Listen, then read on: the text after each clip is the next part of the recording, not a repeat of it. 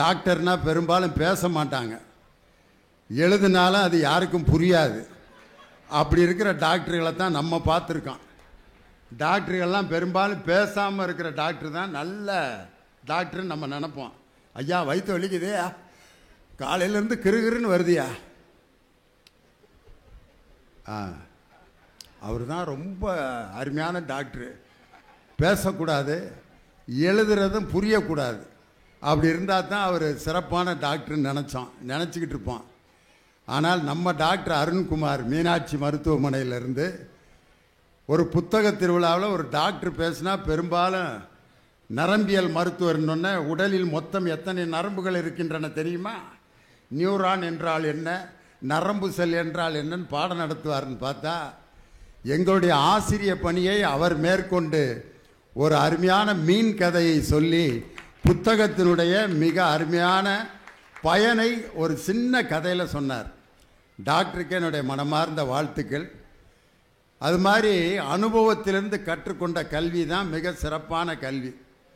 ஒரு பையனை விளக்கு எரிஞ்சிட்டு இருக்கு, சின்ன குழந்தை விளக்க தொட போகிறான். டேய் தொடாதரா அப்படின்னோடனே, ஏன் தொட்டா என்ன செய்ய அப்படிமா. தொட்டா சுடும்டா. சுடும்னா என்ன அப்படிமா. சுடும்னா அது சுடும், அது வலிக்கும், எரியும், அது கஷ்டமாக இருக்கும். எரியும்னா என்னன்னு கேட்குறேன். எரியும்னா அதில் அது எறும்பு கடிச்சா எப்படி இருக்கும், எறும்பு கடிச்சா எப்படி இருக்கும் கேட்குறேன். சின்ன பையன். வலிக்கும்டா. வலினா என்ன? ஐய இவனுக்கு எப்படா புரிய வைக்கிறதுனா ஒரே வழி தான், தொற்று. விளக்க தொடுறான் அப்படின்னா தொட்டு அப்படின்னா புரியுதா? அப்போ சுடும்னா என்னான்னு அவன் ஜென்மத்துக்கு விளக்கில் திருப்பி கை வைப்பானா? ஒரு தடவை அனுபவத்திலிருந்து பெற்ற கல்வி என்பது அது வாழ்நாள் முழுவதும் ஒரு மனதிலே பதிந்திருக்கும். இந்த அனுபவ கல்வியை நம்ம எங்கேருந்து பெற முடியும்? ஒவ்வொருத்தரும் இன்னொருத்தருடைய அனுபவத்தை நேரடியாக பேசி தெரிஞ்சிக்க முடியுமா? மரியாதை தலைமைச் செயலாளர் இறையன்பு சாருடைய அனுபவத்தை அவர்கிட்ட நேரடியாக பேசி எத்தனை நாளைக்கு போய் எல்லாரும் போய் உட்காந்து பேச முடியுமா? இல்லை. இறையன்பு சாருடைய ஒரு புத்தகத்தை நாம் படித்தால் அவரிடம் கிட்டத்தட்ட 5 நாட்கள் அமர்ந்து பேசிய அனுபவம் நமக்கு கிடைக்கும். எஸ் ராமகிருஷ்ணன் என்ற எழுத்தாளர், அவருடைய அனுபவங்களை நம்ம தெரிஞ்சுக்கணும்னா அவர்கிட்ட வீட்டில் போய் உட்காந்து பேசணும்னு நம்ம ஆரம்பித்தோம்னா எப்போ எந்திரிச்சு போவீங்கன்னு கேட்க ஆரம்பிச்சிடுவார். அவருடைய அனுபவங்களை நம்ம தெரிஞ்சுக்கணும்னா அவர் எழுதிய நூல்கள் தான். அந்த புத்தகத்தினுடைய மகத்துவத்தை ரொம்ப அருமையாக டாக்டர் சொன்னார். என் எந்த பையை எடுத்தாலும் சாப்பாட்டு பையில் ஒரு புஸ்தகம் இருக்கும்.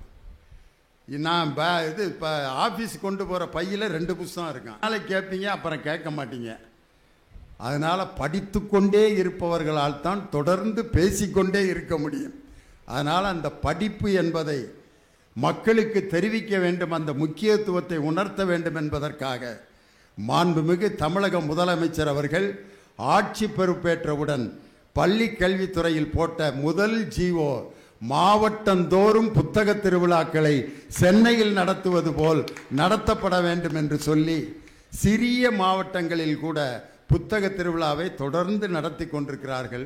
ஒவ்வொரு புத்தக திருவிழாவிலும் பல லட்சக்கணக்கான புத்தகங்கள், ரூபாய் மதிப்புள்ள புத்தகங்கள் விற்பனையாகி கொண்டிருக்கின்றன. இது எல்லாத்துக்கும் காரணமான மாண்புமிகு நமது தமிழக முதல்வர் அவர்களுக்கு பலத்த கரவொலி எழுப்பி இந்த புத்தக திருவிழாவை நடத்தும் அந்த ஆணையிட்டதற்காக அவருக்கு பாராட்டு. அந்த ஆணைக்கு முக்கிய காரணமாக இருந்தவர் எங்களுடைய அமைச்சர், பள்ளி கல்வித்துறை அமைச்சர், இந்த மாவட்டத்தின் பொறுப்பு அமைச்சர், அன்பிற்கும் மரியாதைக்கும் உரிய அருமை தம்பி அன்பில் மகேஷ் பொய்யாமொழி அவர்களுக்கு என்னுடைய சிறப்பான நன்றி. அவர் கூட யாராலையும் நடக்க முடியாது.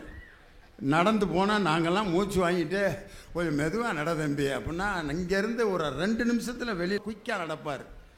நடை எவ்வளவு வேகமாக இருக்கிறதோ அதுபோல் செயல்பாடுகளிலும் வேகமான ஒரு பள்ளி கல்வித்துறை அமைச்சர். அதனால் இவர்கள் எல்லோருக்கும் என்னுடைய நன்றியை சொல்லி, உண்மையிலேயே இன்றைய தலைப்பு அற்புதமான தலைப்பு. மக்களினுடைய வாழ்க்கைக்கு பெரிதும் வழிகாட்டுவது அன்றைய இலக்கியமா இன்றைய இலக்கியமா? லியோனி சினிமா பாட்டை பற்றி மட்டும்தானே பேசுவார், இல்லாட்டி தாயா தாரமாக பேசுவார், திருமணத்திற்கு முன்பா பின்பான்னு பேசுவார், இந்த மாதிரி தலைப்பு தானே பேசுவார். இலக்கியம் எங்கேயா பேச போகிறாரு அப்படின்லாம் சில பேர் கேட்ட கேள்விக்கு நாங்களும் இலக்கியம் பேசுவோம் அப்படிங்கிறதுக்காகவே தஞ்சாவூர் தலைமை எங்களுக்கு இந்த தலைப்பை கொடுத்து, எங்கள் தஞ்சை மக்கள் இலக்கியத்தை ரசிப்பதில் எந்த மாவட்டத்திற்கும் சளைத்தவர்கள் அல்ல, அதனால் இந்த தலைப்பை நீங்கள் பேசுங்க அப்படின்னு சொல்லி இந்த தலைப்பை எங்களுக்கு கொடுத்துருக்காங்க. இலக்கியம் என்பது அன்றைய இலக்கியம் எப்படி இருந்துச்சு, இன்றைய இலக்கியம். இலக்கியம்ங்கிறது ஊருக்கு போயிடும், அதனால் என் பொண்டாட்டி ஊருக்கு போயிட்டான்ட்டு வி.கே. ராமசாமியோட உட்காந்து ப்ரொஜெக்டரில் ஓட்டுவாங்க அந்த படத்தை. அப்போ அந்த படத்தை நமக்கு மணிரத்னம் காட்டவே மாட்டார். அந்த படத்தில் என்ன ஓடுங்கிறத வி.கே. ராமசாமியோட முகமும் அவருடைய ரியாக்ஷனும் அந்த படத்தில் என்ன ஓடுங்கிறத காமிச்சிடுவாங்க. அதில் ஜனகராஜ் பேர் லட்சுமிபதி. லட்சுமிபதி டே என்னடா அப்படிம்பாரு. அந்த என்னடாங்கிறப்ப அங்கே என்ன ஓடிக்கிட்டு இருக்குங்கிறது நமக்கு தெரியும். லட்சுமிபதி டே லட்சுமிபதிய லட்சுமிபதிய அப்படிங்கும்போது அங்கே நமக்கு என்னன்னா அந்த முகத்தில் அந்த நடிகருடைய முக பாவனை அப்படிப்பட்ட விஷயங்களை நமக்கு இலக்கியமாக கொண்டு போகும். நாகேஷ்ங்கிற ஒரு அருமையான கலைஞர் அவர் சொல்லுவார், ஒரு கலைஞனோ ஒரு பேச்சாளனோ ஒரு இலக்கியவாதியோ அவனுக்கு 3 ஸ்டேஜ் இருக்கும். அந்த 3 நிலைகள் என்னங்கிறத நாகேஷ் சொல்கிறார்.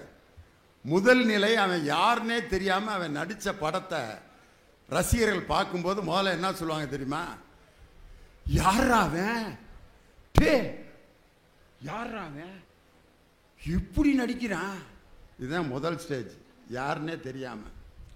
அவன் பயங்கரமாக நடித்து பேர் வாங்கி கிளைமேக்ஸில் நடிக்கிறப்ப, உதாரணத்துக்கு நாகேஷோட அந்த திருவிளையாடல் தருமி புலவர், பிரிக்க முடியாதது எதுகையும் மோனையும் சேர்ந்தே இருப்பது வறுமையும் புலமையும் சேரக்கூடாதது அறிவும் பஞ்சமும் பார்த்து ரசிப்பது கலையும் அழகும் பார்க்கக்கூடாதது பசியும் பஞ்சமும் நாடகம் என்பது நடிப்பும் பாட்டும் பாட்டுக்கு நாரதன் வீணைக்கு வாணி சொல்லுக்கு அகத்தியன் வில்லுக்கு விஜயன் ஆசைக்கு நீ அறிவுக்கு நான் ஐயா அப்படின்ட்டு இப்படி பெண்டாவார்.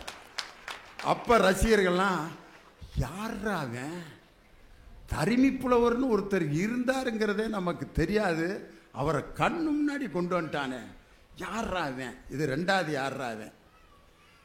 நடிச்சு ஓஞ்சு அவருடைய மார்க்கெட்லாம் போன பிறகு ஒரு படம் வரும், நாகேஷ் படம். யாராவன் ஏன்டா என்ன நடிச்சுக்கிட்டு இருக்காங்கிற அர்த்தம் அது. யாராவன் அந்த 3வது யாராவன் வர்றதுக்குள்ள நம்ம ஃபீல்டை விட்டு போயிடணும். அந்த 2வது யாராவன் வரைக்கும் ஒருவன் தொடர்ந்து களத்தில் இருந்தால் அவன்தான் உண்மையான கலைஞன். ஒரு இலக்கியம்ங்கிறத அந்த யாராவங்கிற ஒரு வார்த்தையில் எவ்வளவு பொருள் அதை அடங்கியிருக்கு. இலக்கியம் என்றால் ஒரு பெரிய காப்பியமோ ஒரு கதையோ ஒரு நாவல் மட்டும் இலக்கியம் இல்லை. ஒரு வரியில் மிகப்பெரிய ஆற்றல் மிக்க செய்திகளை ஒரு வரியில் சொல்ல முடியும். முத்தமிழறிஞர் டாக்டர் கலைஞர் ஒற்றுமைக்கு அவர் சொன்ன ஒரு வாக்கியம் அதை பல மொழிகளில் மொழிபெயர்த்து கிட்டத்தட்ட 40 மொழிகளில் மொழிபெயர்த்திருக்காங்க. அது என்ன வாக்கியம் தெரியுமா? நான் என்று சொல்லும்போது உதடுகள் ஒட்டுவதில்லை, நாம் என்று சொல்லும்போது தான் உதடுகள் ஒட்டும். என்ன பவர்ஃபுல்லான ஒரு வாக்கியம். இலக்கியம்ங்கிறது இதுதான், வேற ஒன்றும் இல்லை. அதனால் அன்றைய இலக்கியமா இன்றைய இலக்கியமா? தஞ்சாவூரில் பேசுகிறோம். தஞ்சாவூருங்கிறது சாதாரண ஊரா? உண்மையிலே பாட்டுகள் திரைப்பட பாடல்கள் தஞ்சாவூருங்கிற ஊரை பாடாத பாட்டே கிடையாது. ஒரு ஊர் பேர் நிறைய சினிமா பாட்டில் வருதுன்னா அது தஞ்சாவூர் தான் ஆயிடுச்சு. தஞ்சாவூருங்கிற பேர் இல்லாத பாட்டு நீங்கள் சினிமாவில் நிறைய பாட்டில் வரும். உதாரணத்துக்கு பார்த்தீங்கன்னா இளையராஜா இசையமைச்ச ஜி.கே. வெங்கடேஷ் மியூசிக் போட்ட படம் பொண்ணுக்கு தங்க மனசு, அதில் வரும் தஞ்சாவூர் சீமையிலே கண்ணு தாவி வந்த பொன்னியம்மா அப்படின்னு. இன்னொரு பாட்டு கவி பேரரசு வைரமுத்து. தஞ்சாவூர் மண்ணை எடுத்து தாமிரபரணி தண்ணிய விட்டு சேர்த்து சேர்த்து செஞ்சது இந்த பொம்மை, இது பொம்மை இல்லை உண்மை. அப்போ வைரமுத்துக்கிட்ட கேட்டாங்க, தஞ்சாவூரில் மண்ணை எடுத்துட்டு காவேரின்னு இங்கே ஒரு ஆறு ஓடுதில்ல, இங்கே தண்ணி எடுத்துருக்கலாம்ல, ஏன் தண்ணி எடுக்க தாமிரபரணிக்கு போனீங்க? இவ்வளோ பெரிய காவேரி ஆறு இருக்கும்போது தாமிரபரணிக்கு ஏன் போனீங்க அப்படின்னு வைரமுத்து ஐயாட்ட கேட்டதுக்கு அவர் சொன்ன பதில், காவேரி ஆறு கர்நாடகம்ங்கிற மாநிலத்தில் உற்பத்தியாகி தமிழ்நாட்டுக்கு வருது, ஆனால் தமிழ்நாட்டிலேயே உற்பத்தியாகி தமிழ்நாட்டிலேயே ஓடிக்கொண்டிருக்கக்கூடிய நதி தாமிரபரணி. அதனால தான் அதில் மண் எடுத்து அதில் நான் தண்ணி எடுத்தேன்னார். மண் எடுக்கிறதுக்கு எத்தனையோ ஊர் அவர் தேர்ந்தெடுத்திருக்கலாம், ஏன் இந்த தஞ்சை மண்ணை தேர்ந்தெடுத்தீர்கள்னு கவி பேரரசிட்ட கேட்டதுக்கு, உலகத்திற்கே சோறு போடும் மண் இந்த தஞ்சை மண். அதனால தான் ஒரு பெண்ணினுடைய உருவத்தை செய்வதற்கு தஞ்சாவூர் மண்ணை எடுத்து தாமிரபரணி தண்ணியை விட்டு சேர்த்து சேர்த்து செஞ்சது இந்த பொம்மைன்னு.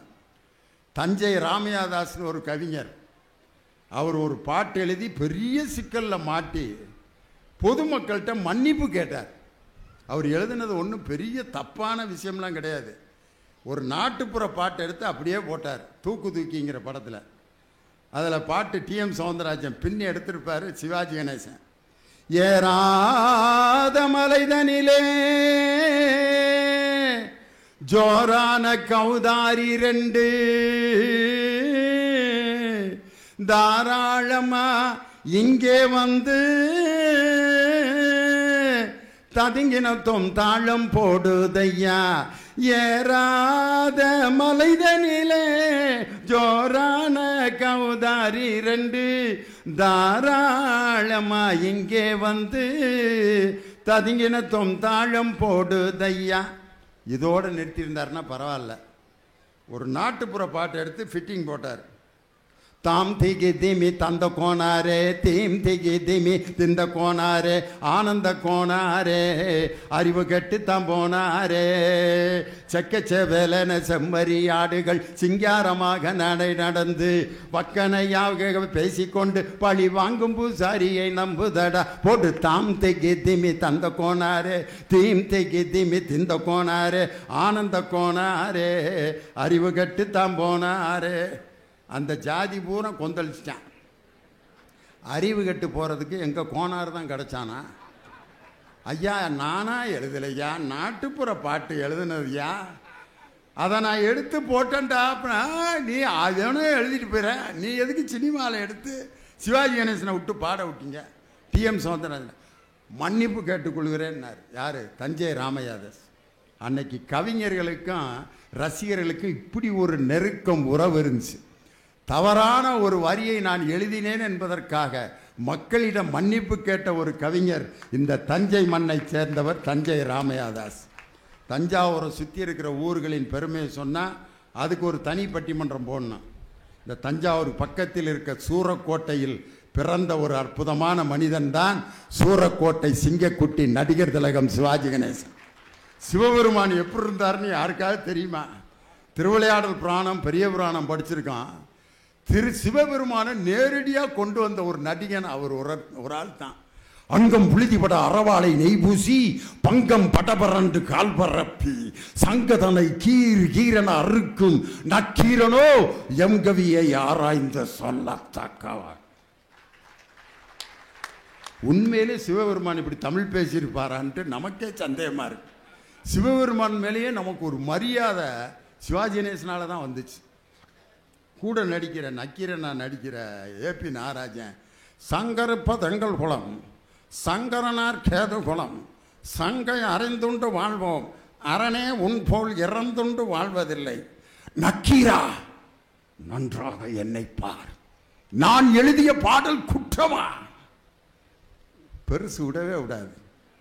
நீரே முக்கண் முதல்வனாகுக நெற்றிக்கண் திறப்பினும் குற்றம் குற்றமேன வந்திருப்பது கடவுள் என்று தெரிந்தும் தமிழ் பாட்டு தவறான பாட்டு என்று சுட்டிக்காட்டிய அந்த நக்கீரன் நம்ம தமிழ் இந்த மாதிரி பெருமையான இலக்கியங்கள் நம்ம தமிழ் மொழியை தவிர வேற எந்த மொழியில் இருக்கு? ஒரு கிராமிய பாடகர் பாடுறான் பாட்டு, ஒரு கிராமிய பாட்டு. 2 ஜாதிக்காரங்க மாறி மாறி திருமணம் பண்ண போகிறாங்க, காதலன் காதலியன், வேற ஜாதி. அந்த புள்ள பாடுற மாதிரி எழுதியிருக்கான் ஒரு பாட்டு. பரிணாமன்கிற ஒரு கவிஞர் கரிசல் கோயில் கிருஷ்ணசாமி பாடியிருக்கான் அந்த பாட்டை. ஓரடங்கும் சாமத்தில் நான் ஒருத்தி மட்டும் விழிச்சிருந்தேன், ஊர் கூடி ஓரத்துலவோ நினப்புல படுத்திருந்தேன், காத்தடிச்சு சலசலக்கம் ஓலையெல்லாம் உன் சிரிப்பு, பிறண்டு படுத்தாலும் பாவி மகன் ஓனனப்பு, வெள்ளியில தீப்பட்டியா மச்சானுக்கு வித விதமா பீடி கட்டான், சொல்லி வித்த காசுல நான் சேர்த்து வச்சு வாங்கி வச்சேன், மச்சானுக்கு தீப்பெட்டியும் பீடி கட்டும் வாங்கிட்டு அந்த காதலி உட்காந்துருக்கா. ஜாதிக்காரன் சேர விட மாட்டேங்கிறங்கிறத லாஸ்ட் வரியில் எழுதுறான். சும்மா இருந்த போதே துள்ளுகிற சாதிக்காரன் சங்கமா சேர்ந்திருக்கான், வம்பு பண்ண காத்திருக்கான், என்ன பண்ண போறானோ ஏது பண்ண போறானோ, உன்னையே நான் சேருவேன்னு துண்டு போட்டு தாண்டுனையா, துண்டு போட்டு தாண்டுனையா, உன்னையவே எந்த ஜாதியாக இருந்தாலும் நான் சேர்ந்துருவேன்னு துண்டு போட்டு தாண்டினேன்னு ஒரு கிராமிய பாடகர் எழுதின பாட்டு. இதை போய் அன்றைய இலக்கியத்தில் சேர்க்கிறதா இன்றைய இலக்கியமா? இன்றைய இலக்கியம் இப்போ பாடினது. அன்றைய இலக்கியம் இவங்க எதெல்லாம் பேசுவாங்கன்னா, தொல்காப்பியத்திலிருந்து திருக்குறள்லேருந்து சீவக சிந்தாமணியிலிருந்து சிலப்பதிகாரத்திலிருந்து அன்றைய எழுதிய அந்த சங்க இலக்கியத்திலிருந்து 14 கீழ்கணக்கு நூல்கள்லேருந்து எல்லாத்தையும் மேற்கோள் காட்டுவாங்க. யார் யார்? இவங்க 2 பேரும். இந்த குரூப்பு பாரதிதாசன், முத்தமிழறிஞர் டாக்டர் கலைஞர் அவங்களையெல்லாம் கொண்டு வந்து நவீன இலக்கியம் பேராசிரியர் அப்துல் காதர், அப்துல் ரகுமான், இன்னைக்கு எழுதிக்கிட்டு இருக்கக்கூடிய கவிஞர்கள் உட்பட யுகபாரதியினுடைய கவிகள் உட்பட எடுத்து பேசுவதற்காக 2 பேர். இதை எந்த ஊரில் பேசினா ரசிப்பாங்கன்றதை தேர்ந்தெடுத்து கலைகளின் தாயகமான இந்த தஞ்சை மாநகரத்தில் தான் இந்த இலக்கியத்தை ரசிக்க இப்படிப்பட்ட ஒரு கூட்டம். போட்டிருக்க சேர் பத்தாதுன்னு நின்று கொண்டே ஒரு குரூப் கேட்குது. இந்த நின்றுக்கிட்டு கேட்குறவங்களுக்குள்ள 2 குரூப் இருக்கும். இவங்க ஒழுங்காக பேசுனா சேரை வாங்கிட்டு உட்காருவான், இல்லாட்டி அப்படியே கிளம்பிடுவான். அப்படிங்கிற ஐடியாவில் கூட சில சமயம் நிற்கலாம். அவங்களுக்கெல்லாம் பேர் நாங்கள் வச்சுருக்கிறது அவுட்ஸ்டாண்டிங் ஆடியன்ஸ். ரொம்ப ஆசைப்பட்டு வந்துடுவாங்க, கிளம்பணும்னாலும் எப்போ வேணாலும் கிளம்பிடுவாங்க. ஆனால் இங்கே தஞ்சை மாவட்டத்து மக்கள் அப்படி இல்லை.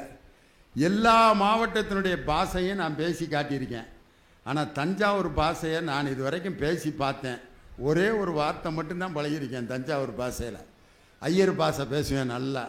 ஏன்னா நல்லா பேசிட்டு இருக்கேள, எங்கே போயின்ட்டுருக்கேள், ஆட்டுக்காரி சொன்னாளா, அருமையாக சாம்பார் வச்சுட்ருக்கேள், எடுத்து இப்படி பேச வைங்கோ, ஸ்நானம் பண்ணணும், ஜலத்தை எடுத்து வைங்க, குளிச்சுட்டு போகணுமோ இன்னும் பேசலாம்.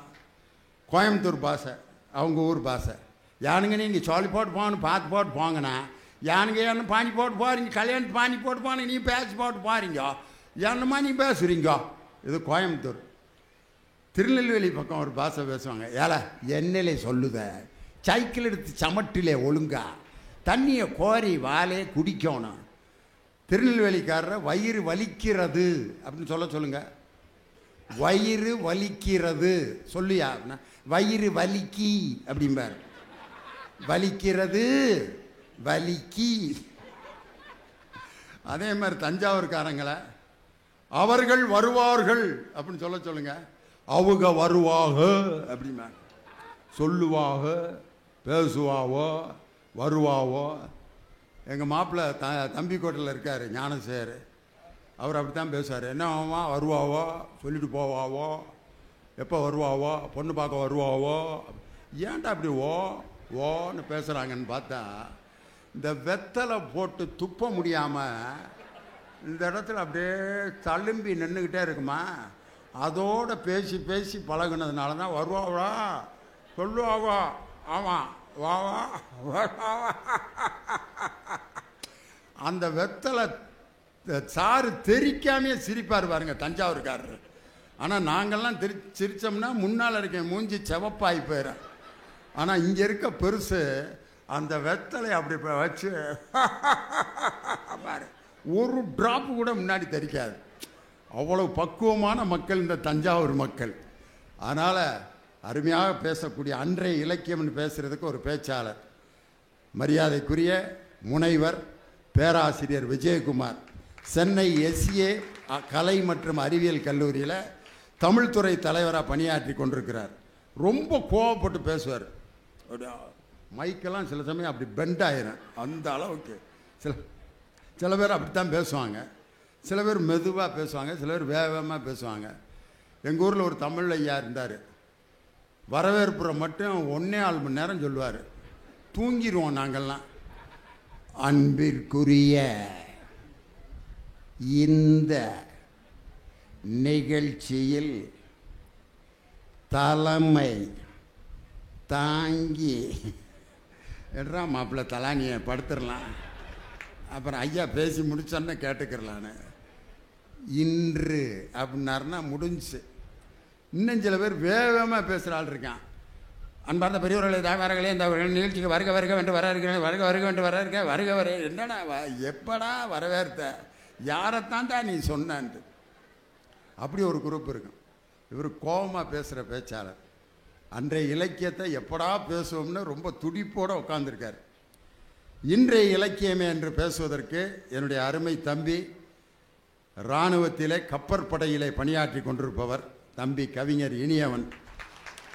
அவருக்குன்னு ஒரு ஆடியன்ஸை செட் பண்ணி வச்சுருக்கார். என்னன்னா, எப்படிப்பட்ட பாட்டு கவிஞர்கள் புரியாமல் எழுதினாலும் அதுக்கு விளக்கம் கொடுத்துருவார். எங்கேருந்து தான் உட்காந்து ரூம் போட்டு சிந்திப்பாருன்னு தெரில. ஒரு பாட்டு கவிஞர் வாலி எழுதினார். லாலாக்கு டோல் டொப்பிமா கண்ணே கங்கம்மா இடுப்பை சுற்றி திருப்பி பாரம்மா, என்னெல்லாம விளக்கு எரியுமா கண்ணே கங்கம்மா மரம் இழுக்கிற கைய பாரம்மா, அடி அடக் படக் தம் கடிக்கிற கோலுமையா கொப்சா உட்டாம்பாரு கப்சா அப்சக்கல்லு மாலியா ஆத்து பக்கம் வாரியா இல்லாட்டிடா வடிப்போம் கண்ணே கங்கம்மா குண்டு சட்டியில் குதிரை ஏறுவான். வாலியாட்ட கேட்டேன், இந்த பாட்டுக்கு என்ன அர்த்தத்தில் எழுதுனீங்கன்னு. அது தெரியாமல் எழுதணும்னு நினச்சி எழுதுனதுரா, இதுக்கெல்லாம் விளக்கம்லாம் சொல்ல முடியாதுன்னு. இப்படி எழுதினவருக்கே விளக்கம் தெரியாத பாட்டுக்கு இவர் விளக்கம் கொடுத்தாரியா. லாலாக்கு டோல் டொப்பிமா என்ற பாடல் ஒரு சமூக சிந்தனை உள்ள பாடல். லாலா என்றால் திருநெல்வேலியில் அல்வா தயாரிக்கும் இடம், டோல் என்றால் அடுப்பு, டப்பி என்றால் மாவு வைக்கும் பெட்டி. லாலாக்கு டோல் டொப்பி மா கண்ணே கங்கம்மா, இந்த அடுப்பில் பணியாற்றும் கங்கம்மா என்ற பெண்ணே, உன் இடுப்பை அடிக்கடி திருப்பி பார்த்துக்கொள். ஏனென்றால் அந்த அடுப்பில் இருக்கும் தீ திடீரென்று உன் சேலையை பற்றிவிடக்கூடும். இந்த நோக்கத்துக்காக தான் வாலி கண்ணே கங்கம்மா இடுப்பை கொஞ்சம் திருப்பி பாரம்மா என்று எழுதினார். வாலி கண் கலங்கி அழுதுட்டார். சத்தியமாக நான் இப்படி நினச்சி எழுதவே இல்லைடா. உங்கள் டீமில் இருக்க பேச்சாளன் தாண்டா என் பாட்டுக்கெல்லாம் உயிர் கொடுத்துக்கிட்டு இருக்கேன். இப்போ எழுதின ஒரு பாட்டுக்கு விளக்கம் கொடுத்தாரு. எழுதின சிவகார்த்திகேயன் தலையில் துண்டை போட்டார். மலம பித்தா பித்தாத்தே மலம பித்தாத்தே ஹை பில்லா பங்கரபி பல்லுக பித்தா பங்கரபி, அதுக்கு விளக்கம் கொடுத்தார். அப்படி ஒரு அற்புதமான பேச்சாளர். அவரோடு இணைந்து பேச வந்திருப்பவர் என்னுடைய அருமை தம்பி டாக்டர் ஹரி பாலகிருஷ்ணன், வழக்கறிஞர் ஹரி பாலகிருஷ்ணன். பாருங்கள், ஆள் எவ்வளோ சிம்பிளாக சின்ன பையன் மாதிரி இருக்கார். உண்மையிலே சின்ன பையன்தான். ஸ்கூலில் படிக்கிற காலத்திலேருந்து என் கூட பட்டிமன்றத்தில் பேசிகிட்டு இருக்காரு. இது மாதிரி இளைஞர்களை அவர்களை உற்சாகப்படுத்தி அவர்களையும் பெரிய பேச்சாளராக்கி அவர்களை அழகு பார்க்க வேண்டும் என்பதற்காகத்தான் ஒவ்வொரு நிகழ்ச்சியிலும் இது போன்ற இளைஞர்களை மேடை ஏற்றி அவர்களை எங்களுடைய நிலையை விட இன்னும் உயர்ந்த நிலைக்கு அவங்கெல்லாம் வரணும் அப்படிங்கிறதுக்காக பேச வைத்து கொண்டிருக்கிறோம். அருமையாக பேசுவார். இந்த பக்கம் பேச வந்திருப்பவர் கவிஞர் திருமதி நாகநந்தினி. அவங்க கோயம்புத்தூர்காரங்க. அவங்க பேசும்போது பார்த்தீங்கன்னா விஜயகுமார் கோபமாக பேசுவார். நாகநந்தினி பார்த்தீங்கன்னா முக பாவனையோடு பேசுவாங்க. சில பேர் பார்த்தீங்கன்னா அந்த உடல் பாடி லாங்குவேஜ் பேசும்போது நல்லாயிருக்கும். உங்கள் அனைவருக்கும் என்னுடைய வணக்கத்தை நான் தெரிவித்துக் கொள்கிறேன் அப்படிமா. நான் முதல்ல இவங்க என்கிட்ட ஒரு ஸ்கூலில் படிக்கிறப்ப இருந்தே எங்கள் அணியில் பேசிகிட்டு இருக்காங்க. என் பிள்ளை அது, நாங்கள் வளர்த்த பிள்ளை அது. அப்படி என்னடா இப்படி முகப்பாவனையோடு பேசுகிறாங்க, யார் அது, இது ஒரு மாதிரி இருக்கே பேச்சு. அப்புறம் அவங்கள பற்றி விசாரிச்சோன்னா தான் தெரிஞ்சுக்கிட்டேன். அவங்க வாய் பேச முடியாத காது கேட்காத பிள்ளைகளுக்கு ஆசிரியராக பணியாற்றி கொண்டிருக்கிறார். அவங்கள்ட்ட போய் அறம் செய்ய விரும்பு, ஆத்திச்சூடி, இயல்வது கரவேல், ஈவது விளக்கல்னா அவன் பாட்டுக்கு இப்படியே உட்காருப்பேன்.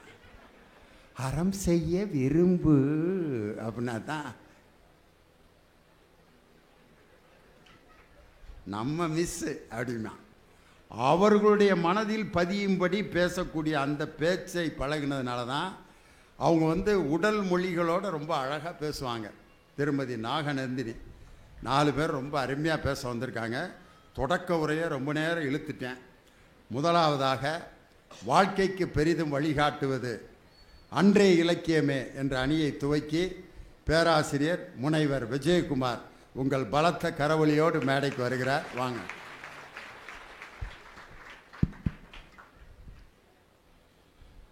காதொளிரும் குண்டலமும் காதொளிரும் குண்டலமும் கைக்கு வளையாபதியும் கருணை மார்பின் மீதொளிர் சிந்தாமணியும் மெல்லிடையில் மேகலையும் சிலம்பு ஆர் இன்ப போது ஒளிர் பூந்தாள் இணையும் நீதி ஒளிர் செங்கோலாய் திருக்குறளை தாங்கு தமிழ் நீடு வாழ்க.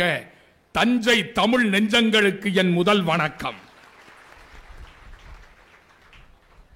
பிரம்பு இல்லாமல் பாடம் கற்பித்துக் கொடுக்கிற ஒரு ஆசான் புத்தகங்கள், பிரம்பே இல்லாமல் பாடம் கற்றுக் கொடுக்கிற ஆசான் புத்தகங்கள்.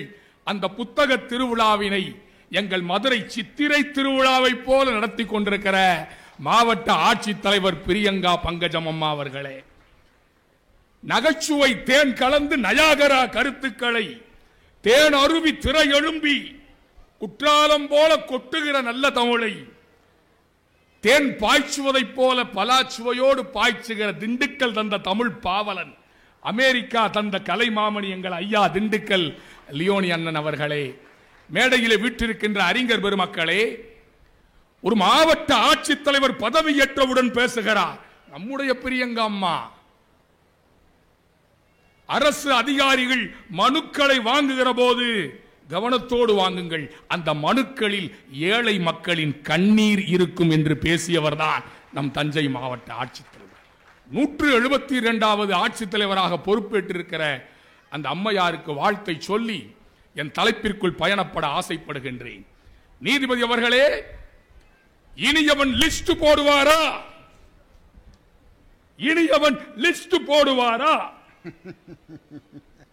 நற்றினை நல்ல குறுந்தொகை 500 ஒத்த 10 ஓங்கு பரிபாடல் கற்றறிந்தார் ஏத்தும் களியோடு அகம் புறம் என இத்திரத்த 8 தொகை முருகு பொருநாறு 12 முல்லை பெருகு வளமதுரை காஞ்சி மறுவினிய கோல நெடுநல் வாடை கோல் குறிஞ்சி பட்டினப்பாலை கடாத்தோடும் 10 ஐம்பெருங்காப்பியங்கள் 5 காப்பியங்கள் தொல்காப்பியம் நன்னூல் யாப்பருங்கலக்காரிகை வீரசோழியம் மிஸ்டர் இனியவன் தொடங்கிட்டாரியா.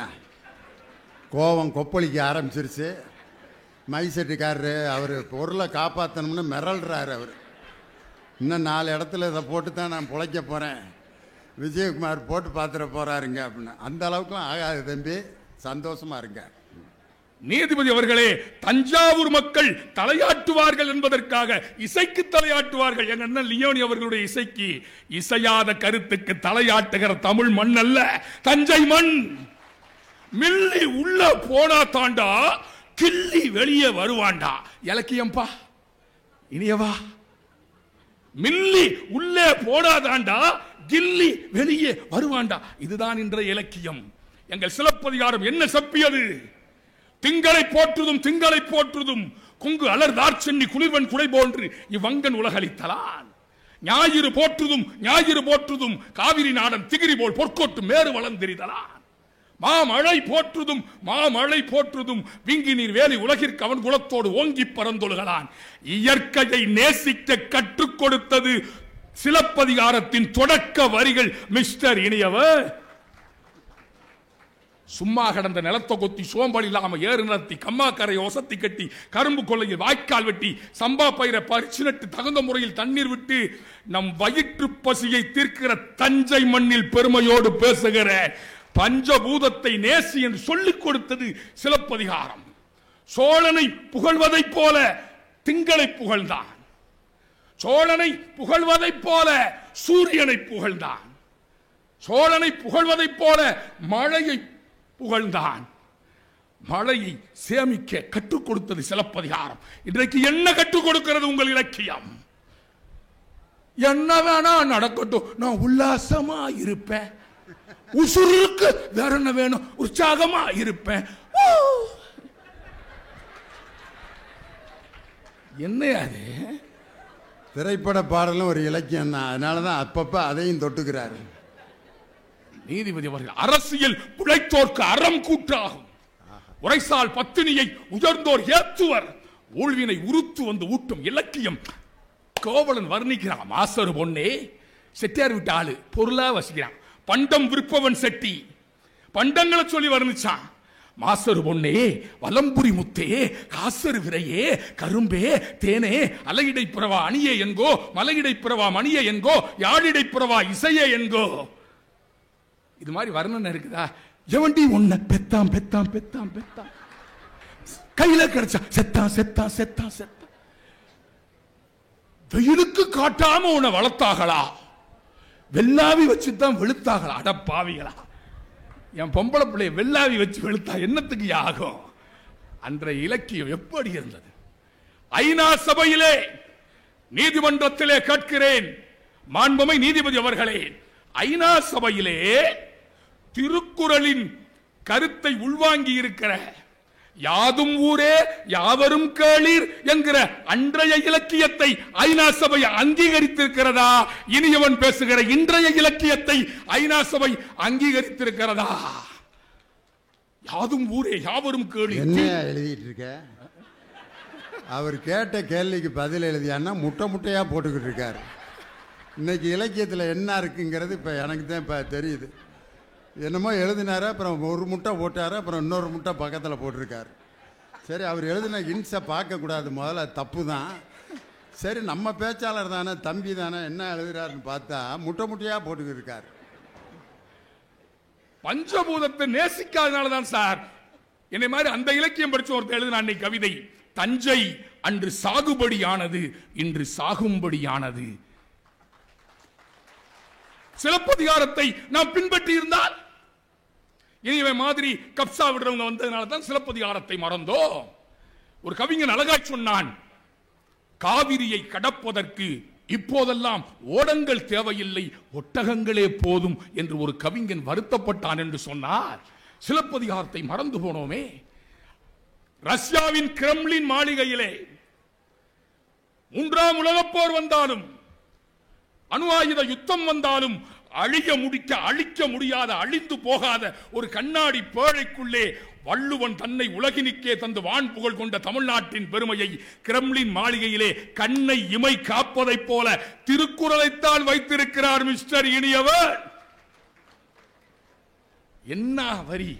சொத்து சேர்க்காத, உண்பது நாடி உடுப்பவை இரண்டே. 3 பக்கம் கடலால் சூழப்பட்டிருக்கிற இந்த நில உலகத்தையே ஒரு குடைக்கு ஆட்சி செய்ய வேண்டும் என்று அலெக்சாண்டர் ஆசைப்பட்டான். மாவீரன் அலெக்சாண்டராக இருந்தாலும் சரி, காலையும் பகலும் இரவும் துஞ்சாமல் வேட்டையாடி கொண்டிருக்கிற கல்லா மனிதராக இருந்தாலும் சரி, பணக்காரன் மிட்டா மிராசுவாக இருந்தாலும் ஏழையாக இருந்தாலும் உண்பவை நாளிதான். போதும், சாப்பிட முடியல சொல்லிடுவான். உண்பவை நாளி உடுப்பது இரண்டே, மேலாடை கீழாடை. அந்த வரிகளை சொல்லிக்கொண்டு சங்க புலவன் சொல்லுகிறான், செல்வத்து பயனே ஈதல் என்று அடுத்தவருக்கு கொடுப்பதுதான் வாழ்க்கை என்பது சொல்லிக் கொடுத்தார். இதைத்தான் உங்கள் பட்டுக்கோட்டை சொன்னான். செல்வம் எல்லாம் சேர்த்தாலும் சுவர் வச்சு காத்தாலும் செத்த பின்னே அத்தனைக்கும் சொந்தக்காரன் யாரு? நீ துணிவு இருந்தால் கூறு. குட்டியாடு தப்பி வந்தா குள்ள நெறிக்கு சொந்தம், குள்ள நெறி மாட்டிக்கிட்டா குறவனுக்கு சொந்தம், தட்டுக்கட்ட மனிதர் கண்ணில் பட்டதெல்லாம் சொந்தம். சட்டப்படி பார்க்க போனா 8 அடிதான் சொந்தம், உனக்கது சொந்தம் எனக்கது சொந்தம், உலகத்துக்கு எதுதான் சொந்தமடா என்று பாட்டுக்கோட்டை பட்டுக்கோட்டைக்கு அடி எடுத்து கொடுத்தது புறநானூறு. செல்வத்து பயனே ஈதல் உண்பது நாளி உடுப்பவை இரண்டே சொல்லிக் கொடுத்தது சிலப்பதிகாரம் இல்லையா? குகனோடும் ஐவரானோம். 3 செய்தி முடிச்சிடறேன். இன்னும் 3 நான் ஃபைனலுக்கு வந்துட்டீங்களாக்குன்னு பார்த்தா இன்னும் 3 பாயிண்ட் இருக்கான். உள்ளத்தால் பொய்யாது ஒழுகின் உலகத்தால் உள்ளத்துள் எல்லாம் உளன் என்கிற திருக்குறள். கெட்டில் என்கிற ஆங்கில வார்த்தையை மகாத்மா காந்தி சிறுவனாக இருக்கிற போது எழுத தெரியவில்லை நீதிபதி அவர்களே. ஆசிரியர் சொல்லுகிறார், உயர் அதிகாரி வந்திருக்கிறார், பக்கத்தில் இருக்கிற மாணவன் சரியாக எழுதுகிறான், அவனை பார்த்து எழுதிக்கொள் என்ற உயர் அதிகாரியை பார்த்த பயந்த ஆசிரியர் சொல்லுகிறார். ஆனால் மகாத்மா காந்தி அந்த கெட்டில் என்கிற வார்த்தையை காப்பி அடிக்கவில்லை. காப்பி அடிக்காமல் உண்மையா இருந்தார். இன்றைக்கு உள்ளத்தால் பொய்யாது ஒழுகின் உலகத்தார் உள்ளத்துலெல்லாம் மகாத்மா காந்தியாக வாழுவதற்கு வழிகாட்டியது அந்த திருக்குறள் இல்லையா? குகனோடும் ஐவரானோம் முன்பு, பின்பு குன்று சூழ்வான் மகனோடும் அறுவரானோம், எம்முழை அன்பின் வந்த அகனமர் காதல் ஐய நின்னோடும் எழுவரானோம். இறைவனுக்கு பேதம் இல்லை, வேட்டுவன் என்கிற வித்தியாசம் இல்லை, அரக்கர் குலத்தை சார்ந்த சுக்கிரீவன் என்கிற வேறுபாடு ராமனுக்கு இல்லை.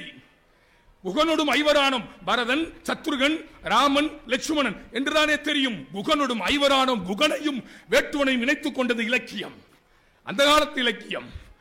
குகனோடும் ஐவரானோம் முன்பு, பின்பு குன்று சொல்வான் மகனோடும் அறுவரானோம், எம்முழை அன்பின் வந்த அரக்கர் குலத்திலே இருந்த வீடனையும் இணைத்துக் கொண்டான். ராமனுக்கு வித்தியாசம் இல்லை. அதனால் தான் பாரதி எழுதினான், தெய்வம் பல பல சொல்லி பகை தீயை வளர்ப்பவர் மூடர், உய்வது அனைத்திலும் ஒன்றாய் எங்கும் ஓர் பொருள் ஆனது தெய்வம். தீயினை கும்பிடும் இந்து, நித்தம் திக்கை வணங்கிடும் முஸ்லீம், கோயில் சிலுவையின் முன்னே இன்று கும்பிடும் இயேசு மதத்தா, யாரும் பணிந்திடும் தெய்வம், பொருள் யாவிலும் நின்றிடும் தெய்வம், பாருக்குள்ளே தெய்வம் ஒன்று, இதில் பற்பல சண்டைகள் வேண்டாம் வேண்டாம் என்று சொல்லி காலத்தின் அருமை கருதி அன்றைய இலக்கியங்களே என்று தஞ்சை தமிழ் மண்ணில் நல்ல தீர்ப்பு எழுதுவார் எங்கள் மரியாதைக்குரிய நடுவர் என்று கூறி வாய்ப்பிற்கு நன்றி கோரி என் இதய தோட்டத்தில் பூத்திருக்கிற நன்றி மலர்களை காணிக்கையாக்கி விடைபெறுகின்றேன். நன்றி, வணக்கம். 3 செய்தி சொல்றேன்னாரு. நான் இடையில டபக்குன்னு போகவும் டபக்கு முடிச்சிட்டார். ரொம்ப சந்தோஷம். ஏன்னா இன்னும் 3 பேர் பேசணும். ரொம்ப அருமையாக அன்றைய இலக்கியத்தை எடுத்து வச்சார். திருக்குறள்லேருந்து மேற்கோள் காமிச்சார். திருவள்ளுவர் சொன்னதிலே எனக்கு ரொம்ப பிடிச்ச 2 திருக்குறள் அவர் இந்த செவி செல்வத்தை பற்றி வேற எந்த புலவரும் இவ்வளவு ரசித்து இவ்வளவு அவசியத்தை பற்றி சொன்னதே கிடையாது. செல்வத்துள் செல்வம் செவி செல்வம், அச்செல்வம் செல்வத்துள் எல்லாம் தலை. நீ சம்பாதிக்கிற வீடு காரு பங்களா அது இது கழுத குதிரை எல்லாத்தையும் விட உனக்கு கிடைத்த பெரிய செல்வம் எதுன்னா செவியால் நீ கேட்டு அனுபவிக்கிற செல்வம் தான் செல்வத்துள் எல்லாம் தலைன்னு. இப்போ நான் பேசுகிறத கேட்டுட்டு நீங்கள் கைதட்டுறீங்க பார்த்தீங்களா? இந்த செல்வம் ஒன்று இருந்தால் போதுமையா மனிதனுக்கு கவலை என்பது எதுவுமே இருக்காது. நான் ஒரு ஊரில் ஜோக்கு அடிச்சுக்கிட்டே இருக்கேன், கூட்டம் சிரிச்சு மண்ணை கவுறேன். முன்னால் ஒரு 3 பேர் இருந்தா 2 மணி நேரம் இப்படியே இருந்தாங்க. நான் எது தமிழ் தெரியாதவங்களை கொண்டு வந்து உட்கார வச்சுட்டாங்க இவ்வளோ இருக்குன்ட்டு. தமிழ் எது தெரியலையான்னா தமிழில் தான் பேசிக்கிறேன் பக்கத்தில். அல்லது காதேது கேட்கலையா நாகநந்தினியோட ஸ்டூடெண்ட்டா அப்படின்னு நினச்சி கேட்டால் கூப்பிட்டா திரும்புகிறேன். தமிழ் தெரியுது, காது கேட்குது, அப்புறம் ஏன்டா சிரிக்கலை அப்படின்னு பார்த்தா மேட்ரு அவ்வளோதான். அங்கே இதை நான் சொல்லலை, கலைவாணர் என்எஸ் கிருஷ்ணன் தான் சொன்னார். சிந்திக்க தெரிந்த மனித குலத்திற்கே சொந்தமான கையிருப்பு வேறு எந்த ஜீவராசிகளும் செய்ய முடியாத செயலாகும் இந்த சிரிப்பு. சிந்திக்க தெரிந்த மனித குலத்திற்கு சொந்தமான கையிருப்பு எதுன்னா அதுதான் சிரிப்பு. இதை வள்ளுவர் சொன்னார், செல்வத்துள் செல்வம் செவிச்செல்வம் அச்செல்வம் செல்வத்துள் எல்லாம் தலை. இன்னொரு குறள் எது தெரியுமா? செவியிற் சுவையுணரா வாயுணர்வின் மாக்கள் அவியனும் வாளினும் என் செத்துறான்றார். காதால கேட்டு அடைய முடியாத அடைகிற இன்பத்தை உன்னையால அடைய முடியலன்னா செத்துருங்கிறார். வெறும் வாயுணர்வோட வாழ்றதுக்கு பேர் வாழ்க்கை கிடையாது. ஆனால் இன்னைக்கு நம்ம விலங்குகளையெல்லாம் என்ன சொல்கிறோம்? பாவம், வாயில்லா ஜீவன். அது வாயில்லா ஜீவனா? மாட்டுக்கு வாய் எவ்வளோ பெருசு இருக்கு. யானையை பார்த்து சொல்கிறேன் ஒருத்தன் வாயில்லா ஜீவன். காண்டாமிருகத்தோட வாய் தான் இருக்கிறதுலே பெரிய வாய். இது நீர் யானையோட வாய் இவ்வளோ பெருசு இருக்கு, கதவு ஓப்பன் பண்ண மாதிரி இருக்கான். அதை பார்த்து சொல்கிறோம் வாயில்லா ஜீவன். ஏன் சொல்கிறோம்? அதுக்கு வாயா இல்லை, வாய் இருக்கு, ஆனால் என்ன செய்ய முடியாது, பேச முடியாது. வாயை உண்பதற்கு மட்டும் பயன்படுத்தாமல் பேசுவதற்கும் பயன்படுத்துபவன் தான் மனிதன். அதனால தான் நம்ம விலங்குல வாயில்லா ஜீவன் இருந்தும் உனக்கு வாய் இல்லைன்னு. செவியிற் சுவையுணரா வாயுணர்வின் மாக்கள் அவியினும் வாளினும் என். இளவு வீட்டில் போனால் 2 சொட்டு கண்ணீரை விடுறா. சில பேர் இளவு வீட்டில் கூட இப்படியே இருப்பான். செத்தாருல, செத்துட்டாரு, அதுக்கு என்ன செய்ய சொல்ற? அதுக்கு எதுக்குடா வந்த? சில பேர் அங்கே இளவு வீட்டில் போய் அவன் பறி கொடுத்தவன 108 கேள்வி கேட்டுக்கிட்டு இருக்கான். இறந்துட்டாரா? எப்ப? இதை தெரிஞ்சு என்ன செய்ய போற? இந்த கூறுகட்ட நாயும் பதில் சொல்லிட்டு இருக்கேன். 5:30 மணிக்கு. 5:30க்கா? ஏன் 4:30க்கு நான் எழுப்பி விட்டுருவேன் அவரை? அவர் இறந்த டயத்தை தெரிஞ்சு என்ன செய்ய போற? எப்படி செத்தாருன்னு ஒரு கேள்வி கேட்பான் பாருங்க. அதை எப்படி அவன் செத்தா காட்ட முடியும்? எப்படா செத்தாரு? அவன் அதுக்கும் பதில் சொல்லுவான். அந்த முட்டாப்பை காலையில் சாப்பிட்டு உட்காந்துருந்தாரு மாமா, திடீர்னு நெஞ்சொல்லிட்டு இருந்தாரு, ஆஸ்பத்திரி தூக்கிட்டு போனா போகிற வழியிலேயே அப்பயும் விட மாட்டான். எந்த ஆஸ்பத்திரிக்கு?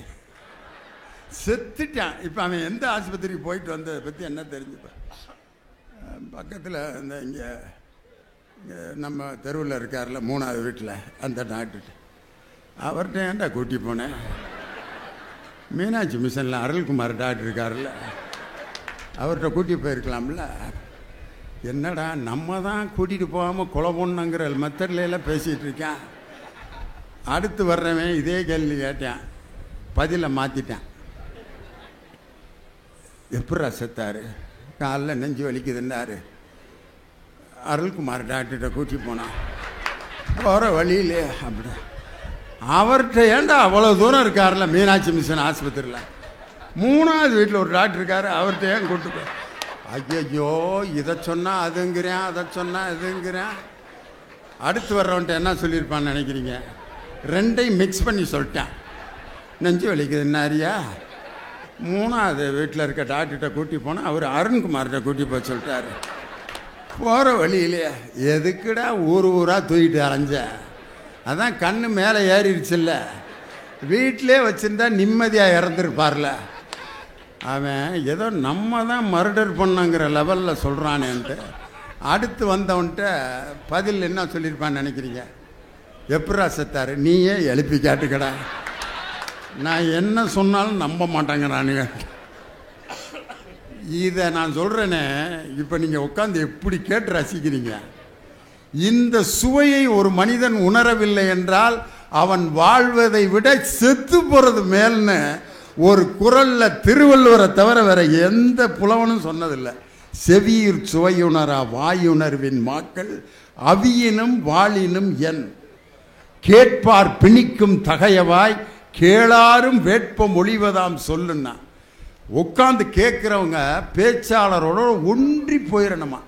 அப்படி இருக்கிறதான் பேச்சு. யார்? வள்ளுவர்.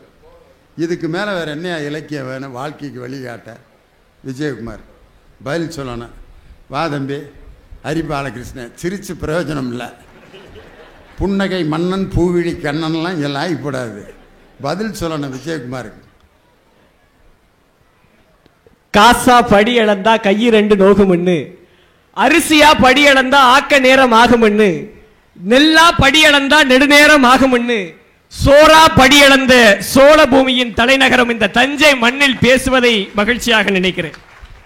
நடுவர் அவர்களே, நீங்க பதில் சொல்ல சொன்னீங்க. நான் இப்ப கேள்வி ஒண்ணு கேட்டுட்டு பதில் சொல்றேன். ஒரு போன் வாங்குறீங்க, பழைய மாடல் நோக்கியா நாட் 111 அந்த போன் வாங்குவீங்களா, இல்ல லேட்டஸ்டா இருக்கக்கூடிய ஸ்மார்ட் போன் வாங்குவீங்களா?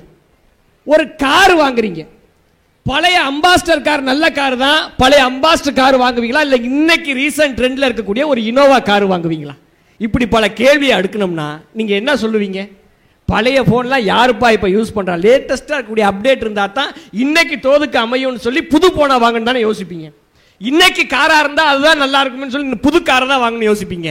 சார், வாழ்க்கையில பயன்படுத்தக்கூடிய சின்ன சின்ன பொருட்களை கூட இன்றைய தோதோடு ஒத்து போறதை பார்க்கிற நாம வாழ்க்கையை நிறைவாக அமைக்கக்கூடிய இலக்கியங்களில் இன்றைய இலக்கியத்தை தேடுறதான் நாங்க சரின்னு சொல்றோம். நடுவர் அவர்களே, ஒரே ஒரு விஷயம் தான். தமிழ் மொழி ஏன் தெரியுமா இன்றைக்கும் தலைத்திருக்குது? தமிழ் மொழியோடு கூட பிறந்து 4000 5000 ஆண்டுகளுக்கு முன்பு இருந்த எகிப்திய மொழி இல்லை, தத்துவ மொழின்னு சொல்லக்கூடிய கிரேக்க மொழி இல்லை, புத்தர் பேசிய பாலி மொழி இல்லை, இயேசு பேசிய அரமேனிய மொழி இல்லை. இப்படி எந்த மொழியும் இல்லாத போது தமிழ் மொழி மட்டும் ஏன் இன்னைக்கு தலை தோங்கி இருக்கு தெரியுமா? தமிழ் மொழி மட்டும் தான் காலத்திற்கு ஏத்தார் போல புதுமைகளை தனக்குள் புகுத்தி கொண்டிருக்கிற தன்மை தமிழ் மொழிக்கு இருக்கிறதால தான் அந்த மொழி இன்னைக்கும் தலை தோங்கி இருக்குதுன்னு செவ்வியல் பண்பாடுகள் சொல்லுது. கம்பருடைய வாய்க்கும் வசப்பட்டுச்சு. இன்னைக்கு இருக்கிற ஹைக்கூ கவிதை, ஒரு வரியில் ஒரு கவிதை சொல்றான், அவனுக்கு வசப்படுறது தமிழ் தான். உலகத்தில் வேற எந்த மொழியும் இப்படி நவீனம் வரைக்கும் வாழ்ந்து கொண்டிருக்கக்கூடிய ஒரே அற்புதமான மொழி நமது தாய்மொழியான தமிழ் மொழி தான். அதனால தான் இன்னைக்கு இருக்கக்கூடிய கவிஞர்களுக்கும் வசப்படுது. உண்மைதான். இப்ப அண்ணன் பேசுறாங்க, விஜயகுமார் அண்ணன் பேசினாரு, அவர் ஒரு தமிழ் வாத்தியார். தமிழ் வாத்தியாருக்கே இருக்கக்கூடிய ஒரு விஷயம் தெரியுமா? மார்க்கும் போட மாட்டாங்க, நம்ம சொல்றது ஒத்துக்கவும் மாட்டாங்க.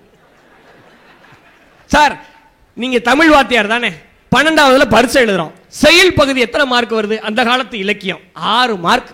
அந்த காலத்து இலக்கியம் முக்கியம்னு நான் 6 மார்க் மட்டும் படிச்சுட்டு போனா பரீட்சையில பாஸ் ஆக முடியுமா? இந்த காலத்து உரைநடையும் துணைப்பாடத்தையும் சேர்த்து எழுதினா தான் பரீட்சையிலே பாஸ் பண்ண முடியும். வாழ்க்கையில பாஸ் ஆகிறதுக்கு எங்களுக்கு இந்த காலத்து இலக்கியங்கள் தான் தேவைப்படுது. அந்த காலத்து இலக்கியங்கள். கோவலனை பத்தி ரொம்ப அழகா சொன்னார். ஒரு வகுப்புல ஒரு தமிழ் ஆசிரியர் என்ன பண்றாரு, கோவலன் பேர் எழுதிட்டு வரும்போது ஒரு பையனை கூப்பிட்டு, தம்பி இங்க வாடா, கோவலன் வெரி குட், நல்லா எழுதிட்டேன். அதே நேரத்தில் ஒரு பொண்ணு தப்பா எழுதிட்டு வந்துருது, கேவலன் அப்படின்னு. அந்த பொண்ணை கூப்பிட்டு, இது கேவலன் இல்ல, கோவலன், கால் போடணும். அந்த பொண்ணு, இல்ல சார் நான் சரியா தான் எழுதியிருக்கேன். என்னம்மா சரியா எழுதியிருக்கேன்? என்னைக்கு கண்ணகியை விட்டு மாதவியோட கோவலன் போடானோ அன்னைக்கே காலை உடைச்சிருக்கணும். அன்னைக்கு கண்ணகி உடைக்கல, இன்னைக்கு நான் உடைக்கிறேன்னு சொன்னேன். என்னங்க நீங்க சிலப்பதிகாரம் சொல்றீங்க, இன்னைக்கு திருக்குறளை பத்தி நீங்களும் சொன்னீங்க, அண்ணனும் சொன்னாங்க. ஒரு விஷயம் சார், இன்னைக்கு எங்க பசங்க காதலிட்ட ஒரு விஷயம் சொன்னோம்னா உருட்டுன்னு சொல்றாங்க. இந்த உருட்டுன்ற விஷயத்தை ஸ்டார்ட் பண்ணி வச்சதே திருவள்ளுவர் தான். நம்ப முடியுதா உங்களால? ஒரு குறள் இருக்குது, நெஞ்சத்து காதல் அவராக வெய்துண்டால் அஞ்சுதும் வேப்பா கரிந்து. என்ன பொருள் தெரியுமா? ஒரு பொண்ணு சொல்றாளா, நான் சுடுதண்ணியே குடிக்கிறது இல்ல. ஏமா குடிக்கிறது இல்ல? என் நெஞ்சுக்குள்ள என்னுடைய காதலன் இருக்காரு, சுடுதண்ணி குடிச்சா அவருக்கு சுற்றுன்றதுக்காக நான் சுடுதண்ணி குடிக்கிறது இல்ல அப்படின்னு. இத போய் நான் ஒரு பிள்ளைகிட்ட சொன்னா, காதலிக்கிறதுக்கு முன்னாடியே இப்படி உருட்டுறானே, கல்யாணம் பண்ணா என்னென்ன உருட்டு உருட்டுவான்னு கேட்பாங்கல்ல. வள்ளுவர் அப்ப உருட்டி இருக்காரு பாருங்க. அவரோட ஃபிகரை பார்த்தா, தோற்றத்தை பார்த்தா இப்படிலாம் எப்படா அப்படின்ட்டு, அந்த தாடியும் அந்த வெறுமையோட அவர் உட்காந்துருக்கதையும் பார்த்தா இந்த அளவுக்கு எப்படி லவ் டீப்பாக. உண்மையில நீங்கள் காமத்து பாலெலாம் படிச்சிங்கன்னா, எங்களுக்கெல்லாம் காலேஜில் தான் நடத்துனாங்க. ஹைஸ்கூலில் ஒரு பாட்டு கண்ணில் கூட காட்டல. பிஏல ப்ரொஃபஸர் வந்து தான், ஏன் சார் இதை ஹைஸ்கூல்லே நடத்தாமல் விட்டாங்க அப்படின்னு. எங்களுக்கு என்ன பாட்டு வச்சுருந்தாங்க தெரியுமா? தேனோடு பால் கலந்தற்றே பால் மகளிர் வால் எயிறு ஊறிய நீர். பெண்களுடைய வாயிலிருந்து உருவாகும் எச்சில் தேனும் பாலும் கலந்திருக்குமா? யாரு? வள்ளுவர். இதை எப்போ செகண்ட் இயர் படிக்கிறப்ப தான் எனக்கு சொல்லி கொடுக்குறாங்க. அப்போ எல்லாம் அகர முதல எழுத்தெல்லாம் ஆதிபவன் முதற்றே உலகு கற்றதனால் ஆய பயனன்கொள் வாளறிவன் நற்றால் தொழாரேனின். ஏண்டா இதெல்லாம் அப்போ சொல்லி கொடுத்துருந்தா நீ 8வது வரைக்கும் படிச்சிருக்க மாட்டிய, அந்த நெல்லிக்காய் வாங்கி கொடுத்த புள்ள கூட ஓடி இருப்பியாடா அப்படி. எதை எப்போ சொல்லி கொடுக்கணுமோ அப்போ சொல்லி கொடுக்கணுன்றதான். அதனால வள்ளுவர் எப்படி எழுதியிருக்காரு பாரு, பாத்தீங்களா? ஆனா எந்த குறளை பிடிச்சிருக்கான் பாரு, சுடுதண்ணி திருக்குறள். சார் இன்னைக்கு இருக்கக்கூடிய இலக்கியம் எப்படி தெரியுமா? மக்களோடு இயல்பாக இருக்கும். அதை சொன்னாலே ஒரு காதல் புக்கும். இந்த மண்ணுடைய கவிஞர் யுகபாரதி தான் சொன்னார். ஓரம் கிழிந்த பாய், காரை பெயர்ந்த சுவர், ஓட்டை விழுந்த ஜன்னல், கழுவாத பாத்திரம், களைந்த தலையணை, இருந்தாலும் என்னுடைய வீடு இனியது. ஏன் தெரியுமா? எதிர் வீடு உன்னுடையது. இத சொல்லி ஒரு பொண்ணு காதலிக்காம போகுமா சார்? இயல்பா போனுங்க. நீங்க ஒவ்வொரு செயலிலுமே ஒரு வீரத்தை கூட எடுத்துக்கிட்டா, குளவி இறப்பினும் ஊன்தடி பிறப்பினும் ஆள் அன்றன்று வாழில் தப்பார்னு புறநானூறு சொல்லுது. ஒரு குழந்தை இறந்து பிறந்தா கூட வீரனா இருக்கணும்னு நெஞ்ச கிழிச்சு புதைச்சாங்களாம். இது இந்த காலத்து இலக்கியத்துல சொல்றது. ஆனா சொல்றதுக்கு ஒரு வரியும் அதை புரிய வைக்கிறதுக்கு இந்த கால நடையிலையும் இருக்கு. எங்களுடைய நடை அப்படி அல்ல. ஒரே கவிதை தான். இந்த காலத்து இலக்கியத்தை சொல்லும் போதே அதனுடைய வீரியம் இருக்கும். எப்படி தெரியுமா? காசியர் சொல்லுவார், அடடா தமிழா எடடா படைனி, அடிமை விலங்கை உடைத்தறி, இடடா காணை கொடடா சென்னீர், இனத்தை காப்போம் நாள்குறி. இந்த வரிகளை சொல்லும் போதே ஒரு வீரம் வருதுல்ல சார்? அதுதான் எங்களுடைய இலக்கியம். இப்போ காதலுக்கு ஒண்ணு, வீரத்துக்கு ஒண்ணு. ஒரு மனிதம் யாதும் ஊரே யாவரும் கேளீர்னு சொல்றாங்க. எங்க ஊர் பக்கத்து ஊருக்காரு மகிபாலம்பட்டிக்காரர் தான் அவர், பூங்குன்றனார். அந்த வரிகளை இன்னைக்கு சொல்றாங்க. ஆனா நடப்பு வாழ்வியல்ல நீங்கள் சொன்ன எஸ்ரா அதை ஒரே வரியில் சொல்லுவார். ஒரு கூட்டத்தில் எஸ் ராமகிருஷ்ணன் ஐயா பேசிட்டு இருக்காங்க. கீழே இருந்து ஒருத்தர் சொல்லுவார், உலகம் பூரா சுத்துறீங்களே, உங்களுக்கு மறக்க முடியாத பயணம்னா என்ன அப்படின்னு. அதுக்கு எஸ்ரா ஐயா சொல்லுவார், ஒரு முறை மத்திய பிரதேசத்தில் நான் போயிட்டு இருக்கும்போது எனக்கு தீராத காய்ச்சல் இருந்தது. என்னைக்காவது அந்த ஏதாவது ஒரு இடத்துல மயங்கி விழுந்துருவேன்னு எனக்கே தெரிஞ்சது. ஆனா எங்க விழ போறேன்னு நான் எதிர்பார்த்துக்கிட்டு இருந்தேன். ஒரு இடத்துல மயங்கிட்டேன். கண்ணை திறந்து பார்க்கும்போது ஒரு மருத்துவமனையில் இருந்தேன். அப்ப பக்கத்தில் இருந்த ஒருத்தர் சொன்னாரு, நீங்க படியை விட்டு இறங்கும் போது மயங்கிட்டீங்க, நானே உங்களை கொண்டு வந்து நானே காசு கொடுத்து உங்களை சரியாக்கியிருக்கேன், நீங்க யாருன்னு கேட்டாரு. நான் ஒரு பயணி, ஊரூரா சுத்துறவன் அவர்கிட்ட சொன்னேன். இனி ஒன்றும் பிரச்சனை இல்லை, நீங்க உடம்ப பார்த்துக்கன்னு அவர் போயிட்டாரு. அந்த நேரத்தில் தான் மனிதர்கள் மீது, மனிதத்தின் மீது எனக்கு நம்பிக்கையே வந்ததுன்னு எஸ் ராமகிருஷ்ணன் சொன்னார் என்று சொன்னால், மனிதத்தை கொண்டு போய் சேர்ப்பதற்கு இன்றைய இலக்கியம் அன்றைய இலக்கியத்தை விட ஒருபடி மேலதான் சார் இருக்கு. இப்போ கவிக்கோ அவர்கள் எழுதாத காவியம் நீங்க சொன்ன சிலப்பதிகாரம், அது பக்கத்தை படிக்க படிக்க போய்கிட்டே இருக்கும். ஆனா 4 வரியில ஹைக்குவா சொன்னாரு, பால் நகையால் வெண்முத்து பல்நகையால் கண்ணகிதன் கால் நகையால் வாய் நகை போய் கழுத்து நகை இழந்த கதைன்னு சிலப்பதிகாரத்தை கூட 2 வரியில் சொல்ல முடியும் என்று சொன்னால் இந்த காலத்து இலக்கியத்தால் தாங்க முடியும். வானத்துக்கும் எனக்கும் சண்டை. நான் புன்னகையை வைத்தேன், வானம் வைகரையை வைத்தது. நான் கண்ணீரை வைத்தேன், வானம் மழையை வைத்தது. நான் வியர்வை துளிகளை வைத்தேன், வானம் நட்சத்திரங்களை வைத்தது. நான் கோபத்தை வைத்தேன், வானம் வெயிலை வைத்தது. நான் புன்னகையை வைத்தேன், வானம் வைகரையை வைத்தது. நான் எண்ணங்களை வைத்தேன், வானம் மேகங்களை வைத்தது. நான் எழுத்தை வைத்தேன், வானம் மின்னலை வைத்தது. நான் பேச்சை வைத்தேன், வானம் இடியை வைத்தது. சரிக்கு சரி. ஆனால் லட்சியத்தோடு இந்த மண்ணில் கால்களை வைத்தேன், அந்த வானம் தோற்றது என்று சொல்லக்கூடிய வார்த்தையில் நம்பிக்கையை கொடுப்பது இன்றைய இலக்கியங்கள். அன்றைய இலக்கியத்தால முடியுமாங்க? சார் நிறைவா எப்படி சொல்றேன் சார், மீரா எப்படிப்பட்ட கவிஞர்? யார் நாம்? உங்களுக்காகவே ஒன்னு எழுதியிருக்கார், அந்த காலத்து ஆளுக்காகவே. யார் நாம்? சாகாத வானம் நாம், வாழ்வை பாடும் சங்கீத பறவை நாம். அதுல இறுதியா முடிப்பாரு பாருங்க, ஆகாத பழமையினை அழிக்க பிறந்த அழியாத காவிரி நாம்னு சொல்லுவாரு. அப்படிப்பட்ட புதுமைகளை புகுத்துவதால் தான் தமிழ் மொழியும் வாழ்கிறது, அடுத்த தலைமுறையும் தமிழ் மொழியை நேசிக்கிறது என்றால், இன்றைய இலக்கியங்கள் சொல்லுவதை அன்றைய இலக்கியங்கள் புரியாமல் சொல்லுவதை கூட இன்றைய இலக்கியங்கள் புரியும்படி சொல்லுகிறது, தமிழை அடுத்த இடத்திற்கு கொண்டு போகிறது. அதனால் நீங்கள் அத்தனை பேரும் இன்றைய இலக்கியத்திற்கு நன்றி கடன் பட்டிருக்கிறீர்கள் என்று சொல்லி வாய்ப்பு தந்தது தஞ்சை மண்ணுக்கு நெஞ்சார்ந்த நன்றிகளை சொல்லி விடைபெறுகிறேன். நன்றி, வணக்கம். ஆஹா, எத்தனை இன்றைய இலக்கியத்தை என்ன அழகா ஒரு வரியில ஒருத்தன் ஒரு 3 வரியில எவ்வளவு பெரிய விஷயத்தை சொல்றான் பாருங்க. 2 முட்டைகளை சேர்த்து ஆம்லேட் போடலாம், 3 முட்டைகளை சேர்த்தும் ஆம்லேட் போடலாம். ஆனால் ஆஃப் பாயில் போட வேண்டும் என்றால் முட்டைகளை தனித்தனியாகத்தான் போட வேண்டும். ஏனென்றால் அரை வேக்காடுகள் ஒன்றோடு ஒன்று சேர்வதே இல்லை. யாராவது இதை சிந்திக்க முடியுமாயா? எத்தனை தடவை தோசைக்கல்ல ஆம்லேட்டை ஆஃப் ஆயில் போட்டு தின்றுருப்போம். ஆனால் இன்னைய கவிஞனுக்கு அந்த ஆம்லேட்டையும் ஆஃப் ஆயிலையும் பார்த்தோன்னு ஒரு சிந்தனை வருது பாருங்க. இதுதான் இன்னைக்கு இருக்க பிள்ளைங்களுக்கு இப்படித்தான் சொல்லி ஆகணும். அவன்கிட்ட போய் உன்பெரும் தேவி என்னும் உரிமைக்கும் உன்னை பெற்ற மண்பெரும் அருகே என்னும் வாய்மைக்கும் மிதலை மன்னன் தன்பெரும் தனை என்னும் தகைமைக்கும் தகைமை சான்றால் என்பெரும் தெய்வமையா இன்னமும் கேட்டு என்பான் என்று கம்பர் எப்படி பாடியிருக்கிறார் அப்படின்னு அருமையான தூக்க மாத்திரை சார். இன்னொரு பாட்டு சொல்லுங்க, நல்லா தூங்கிக்கிறோம். இதுக்கு ஒரு 15 பேர் விளக்கம் சொல்லணும். ஆனால் இப்போ நான் சொன்ன இந்த ஆப்பாயில் கதைக்கு யாராவது விளக்கம் சொல்ல வேண்டிய அவசியம் இருக்கா? பாரதியோட பாட்டுக்கு எந்த ப்ரொஃபஸரோ தமிழ் புலவரோ தேவையே இல்லை. ஒரு பொம்பளை பிள்ளை எப்படி கட்டி கொடுக்கணும்? பாரதி சொல்கிறான், நல்ல விலை கூறி விற்பார் அந்த நாயிடம் யோசனை கேட்பதுண்டோ.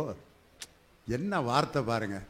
ஒரு நாயை விற்கிறவன் நாய்கிட்ட பெர்மிஷன் கேட்பானா? உடனே 3000 ரூபாய் கேட்குறாங்களாம். நான் 5000 ரூபாங்கிறேன், மாட்டேங்கிறாங்க. அந்த நாய் சும்மா கொடுத்தா கூட போயிடும். நல்ல விலை கூறி விற்பார் அந்த நாயிடம் யோசனை கேட்பதுண்டோ.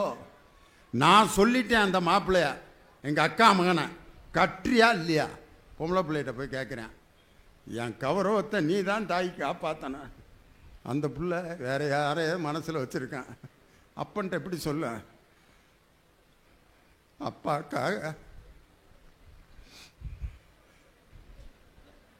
நான் ஒத்துக்கிறப்பா. எத்தனை பிள்ளைகளுடைய வாழ்க்கையை அப்பனுங்க சீரழிச்சிருக்காங்க தெரியுமா? நல்ல விலை கூறி விற்பார் அந்த நாய். அந்த பிள்ளைகிட்ட அந்த பயலை பிடிச்சிருக்கானா அது கேளுவேன். பொண்ணு பார்க்குற சடங்கு சில வீட்டில் நடக்கும். அதில் அந்த மாப்பிள்ளைய பார்த்தீங்கன்னா என்ன ஆயிட்டு கொடுப்பாங்க தெரியுங்களா? ஒன்றுமே தெரியாத மாதிரி உட்காந்துருப்பாங்க. அந்த மாப்பிள்ளை அவனை கண்டுபிடிச்சிடலாம், அந்த அவன் தான் மாப்பிள்ளையா. ஒரு டைப்பாக உட்காந்துருக்கான் பார். எதையுமே சாப்பிட தெரியாதவன் மாதிரி, ரொம்ப அன்பானவன் மாதிரி. குழந்தையிலெல்லாம் தூக்கி மடியில் வச்சுக்கிருவேன். பாப்பா பாப்பா, பொண்ணு உனக்கு என்ன வேணும்? சித்தி. அப்போ நான் உனக்கு சித்தப்பா. அந்த புள்ள அப்படியே பார்க்கும். பொண்ணு வீட்டுக்காரன் பார்க்குறான், குழந்தைங்க மேலேயே இவ்வளோ பிரியமாக இருக்காரு, நம்ம பிள்ளைய எப்படி வச்சு போட்டானா பிட்ட. ரெண்டாவது மாப்பிள்ளை காராச்சேவை சாப்பிடுங்க. காராச்சேவெல்லாம் நான் அவ்வளோ லைக் பண்ணி சாப்பிட்றது இல்லைங்க. அதே ஆளை ஒரு வாரத்துக்கு முன்னாடி டீ கடையில் பாருங்கள், மிச்சரை வைக்க புல் தின்ற மாதிரி தின்னுட்டுருப்பேன். திருவையாறு அசோகா கடையில் 3 அசோகாவை உள்ளே ஒரே தான் தள்ளிக்கிட்டு இருப்பேன். ஆனால் காராச்சேவெல்லாம் நமக்கு பழக்கம் இல்லைங்க. Coffee tea no no no no. Coffee டீலாம் நம்ம சாப்பிட்றதே இல்லை. குவாட்டரை ராவை அடிப்பேன். ஆனால் பொண்ணு வீட்டில் போய் காஃபி டீலாம் பழக்கமே இல்லாமல், பொண்ணு வீட்டில் நல்ல பையன் இப்படி பொண்ணு இருக்கே அடாடா. அது பார்த்தீங்கன்னா அந்த காப்பியை கொண்டு வரவே தெரியாது மாதிரி. இதெல்லாம் ஒரு காலத்தில். இப்போலாம் அப்படிலாம் இல்லை. பொண்ணுங்க வா, மாப்பிள்ளைக்கு பக்கத்தில் உட்கார வச்சிடுறேன். 2 பேரும் ஒரு 5 நிமிஷம் பேசுகிறேன்றாங்க. போயிட்டு வா. போயிட்டு 3/4 மணி நேரமாக காண 2 பேர்த்தையும். பொண்ணோட அப்பனுக்கு என்னடா அது 5 நிமிஷம் பேசுகிறேன்ட்டு போனாங்க. போய் கதவை தட்டவும் சங்கட்டமாக இருக்குது.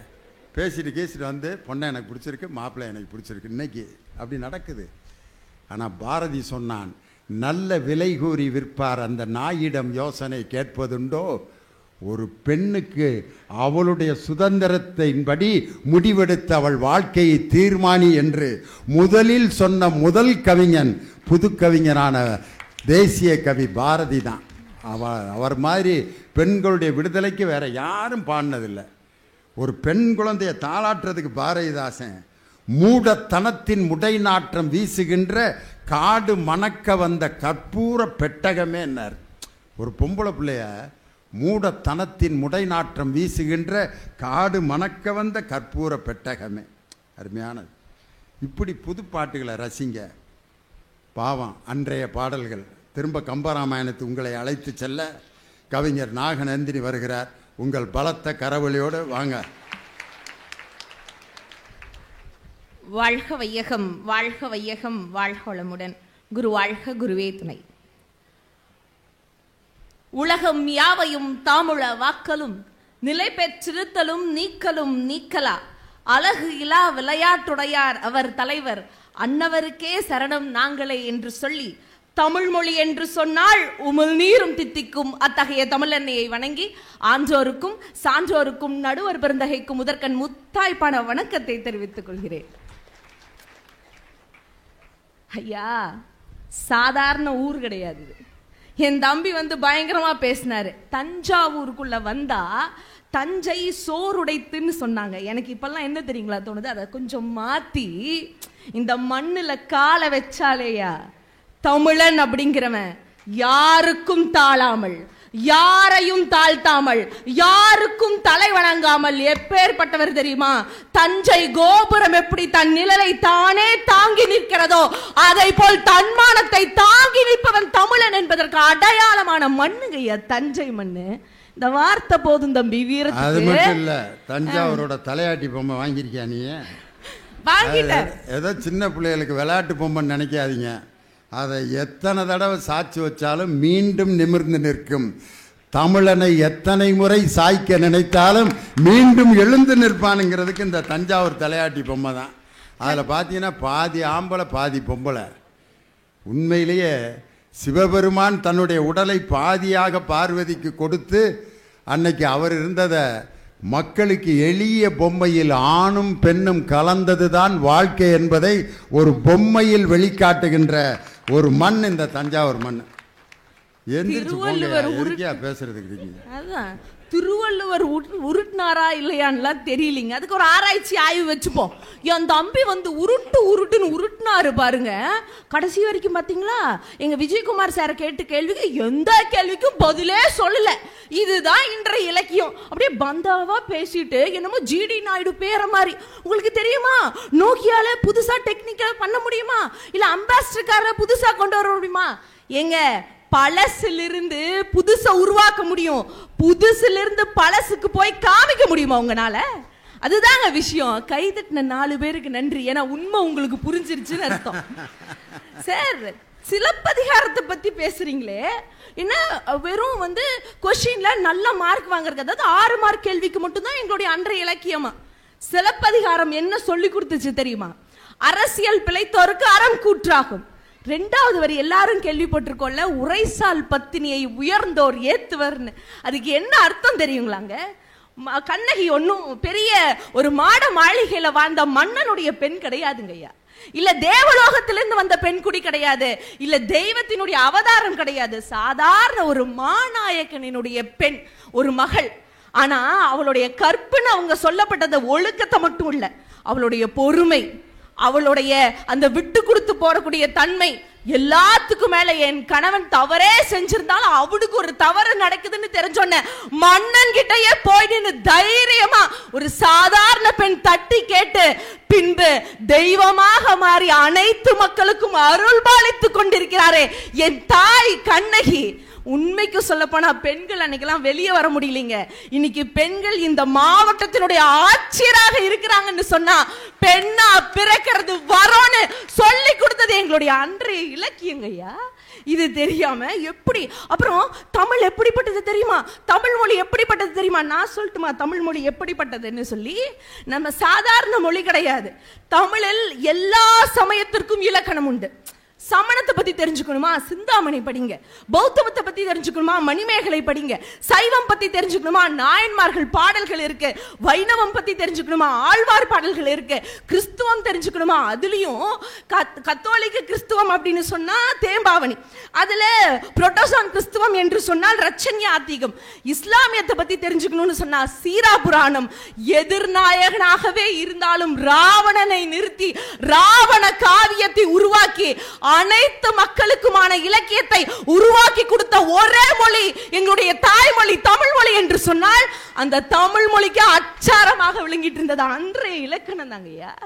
என்ன எப்படி பேசுறீங்க? இப்போ அவர் வந்து சொன்னாரு, என்ன சொன்னாரு அவரு அறிஞர் சொன்னாரு, எஸ் ராமலிங்கம் அவர்கள் எப்படி மனிதம் உருவாகுது அப்படின்னு எல்லாம் அதுக்கு பெரிய ஒரு கதை மாதிரி சொன்னாரு. நான் ஒரு சிம்பிளா ஒரு விஷயம் சொல்றேங்க, அவ்வளோலாம் வேணாம். நீங்க நினைக்கிறீங்க என்னமோ அந்த காலத்து இலக்கணம்னா ரொம்ப கஷ்டம், இலக்கியம்னா ரொம்ப கஷ்டம்னு. ஒரு கஷ்டம் இல்லை ஐயா. இன்னைக்கு குழந்தைய ஸ்கூலுக்கு அனுப்புறோம், என்ன சொல்லி அனுப்புறீங்க? எல்லா பெத்தவங்களுக்கும் அப்படியே வந்து குழந்தைக்கு யூனிஃபார்ம் கரெக்டா இருக்கா, இல்ல லஞ்ச் பேக் வாங்கிட்டோமா, ஸ்நாக்ஸ் டப்பா வாங்கிட்டோமா, இதெல்லாம் கொடுத்து அனுப்புறமே. அந்த குழந்தைக்கு பெரியவங்க கிட்ட போய் டீச்சர் கிட்ட போய் என்ன பேசணும் என்ன பண்ணணும்னு சொல்லி அனுப்புறமா? அப்படி நான் ஒரு அக்காட்ட கேட்டேன். அந்த அக்கா சொல்லிச்சு, ஆமா சாமி என் குழந்தைங்களுக்கு குட் மார்னிங் எப்படி சொல்றது, குட் ஈவினிங் எப்படி சொல்றதுன்னு சொல்லி அனுப்பிச்சேன். சார் அது நீங்க சொல்லி அனுப்ப வேண்டாம். குழந்தைங்களுக்கு என்ன சொல்லி கொடுக்கணும்னு ஆசார கோவையில சொல்றாங்க தெரியுமா? நகை போடு கொட்டாவி, காரிப்பு, தும்மல் இவை நானும் பெரியார் முன் செய்யாதே. அப்படி செஞ்சேன்னா என்ன நடக்கும் அப்படின்னா, விடாது நிற்கும் பழி. ஒரு நிமிஷம் யோசிச்சு பாருங்க. இன்னைக்கு பெரியவங்க எல்லாம் நின்று பேசும்போது அப்படியே கொட்டாய் விடுறது, அப்படியே பசங்க பார்த்து கிண்டல் அடிச்சு சிரிக்கிறது, அப்புறம் திடீர்னு அவங்களே பயப்படுற அளவுக்கு தும்புறது, இதெல்லாம் செய்யாம ஒரு ஒழுக்கத்தோடு நின்றாலே போதும். அந்த ஒழுக்கம் அவர் வாழ்வில் மிகப்பெரிய ஒரு மாடனாக மாத்தும்ங்கிறது அன்றைய இலக்கியம் ஆசார கோவை நம்மளுக்கு சொல்லி கொடுத்திருக்குன்னு சொன்னா, இதை தெரியாம என்னங்க. அப்புறம் கல்வி சிறந்த தமிழ்நாடுன்னு நம்ம சொல்றோம்ல, சரி ஏன் சார் அப்படி சொல்றோம்? யோசிச்சு பார்த்திருக்கீங்களா? அப்படி என்ன கல்வி ரொம்ப முக்கியம்? எல்லா இலக்கியங்களும் பேசியிருக்கு, எல்லா புலவர்களும் பேசியிருக்காங்க. நான் இப்படி பாக்குறேன் சார், நாலடியார்ல ஒரு வார்த்தை வரும், மம்மர் அறுக்கும் மருந்து அப்படின்னு சொல்லி. மம்மர் அப்படின்னு சொன்னா என்னன்னு தேடி பார்த்தா துன்பம் அப்படின்னு. துன்பம் தீர்க்குமா கல்வி? என்னங்க படிச்சு முடிச்சுட்டு வேலையே கிடைக்காம உட்கார்ந்துட்டு இருக்கோம், எங்கீங்க துன்பம் தீர்க்கும் அப்படின்லாம் கேட்டீங்கன்னா அது இல்லைங்க விஷயம். நான் முந்தா நேத்து ஒரு வீடியோ பார்த்தேன் சார் ஃபேஸ்புக்ல. தினேஷ்குமார்னு ஒரு பையன், விருதுநகர் மாவட்டத்தை சேர்ந்த ஒரு பையன், 12வது முடிச்சிருக்கான். 600க்கு 561 மார்க் வாங்கியிருக்கான். அந்த பையன்கிட்ட அந்த தொகுப்பாளர் கேட்கிறாரு, எப்படிப்பா உங்க அப்பா என்ன செய்யறாரு, நீ எப்படி சூப்பரா படிச்சிருக்க அப்படின்னு கேட்கும்போது, எங்க அப்பா இறந்து 5 வருஷம் ஆகுதுங்க அப்படின்னு. அதுக்கப்புறம் சரி உங்க அம்மா என்ன பண்றாங்க அப்படின்னு, எங்க அம்மா இறந்து 5 மாசம் தாங்க ஆகுது. எப்படிப்பா இவ்வளவு துயரத்துல இந்த அளவுக்கு படிச்சு வந்திருக்க, எப்படி உன்னை படிக்க முடிஞ்சது அப்படின்னு கேட்கும்போது, என்கிட்ட காசு இல்லைங்க, எங்க அப்பாவோட ஆசை நான் ஒரு IAS ஆபீசர் ஆகணும்னு, என் கையில படிப்பு தான் இருந்துச்சு, அந்த படிப்பின் மூலமாக நான் படிச்சு நான் மேல வருவேன். அப்ப புரிஞ்சுதுங்க நாலடியார் சொன்ன அந்த துன்பத்தை தீர்க்கக்கூடிய மருந்து கல்விதான். அதனாலதான் தமிழ்நாட்டில் இருக்க பெத்தவங்க எல்லாம் கல்விக்காக இவ்வளவு முக்கியத்துவம் தராங்கன்னு சொல்லி. இப்படி இருக்கணுங்க அன்ற இலக்கியம், அதைத்தானே இந்த வரைக்கும் பின்பற்றிட்டு இருக்கோம். சரி, இப்போ ரொம்ப ஃபேஷனான ஒரு வார்த்தை என்ன தெரியுமா, எல்லாத்துக்கும் ஸ்ட்ரெஸ். அதாவது ஐடியில் வேலை பார்க்குறவங்க இருந்து ஏன் டாக்டர்ல இருந்து இன்னைக்கு படிக்கிற பிள்ளைங்க வரைக்கும் எல்லாத்துக்கும் ஸ்ட்ரெஸ்ஸுங்கக்கா.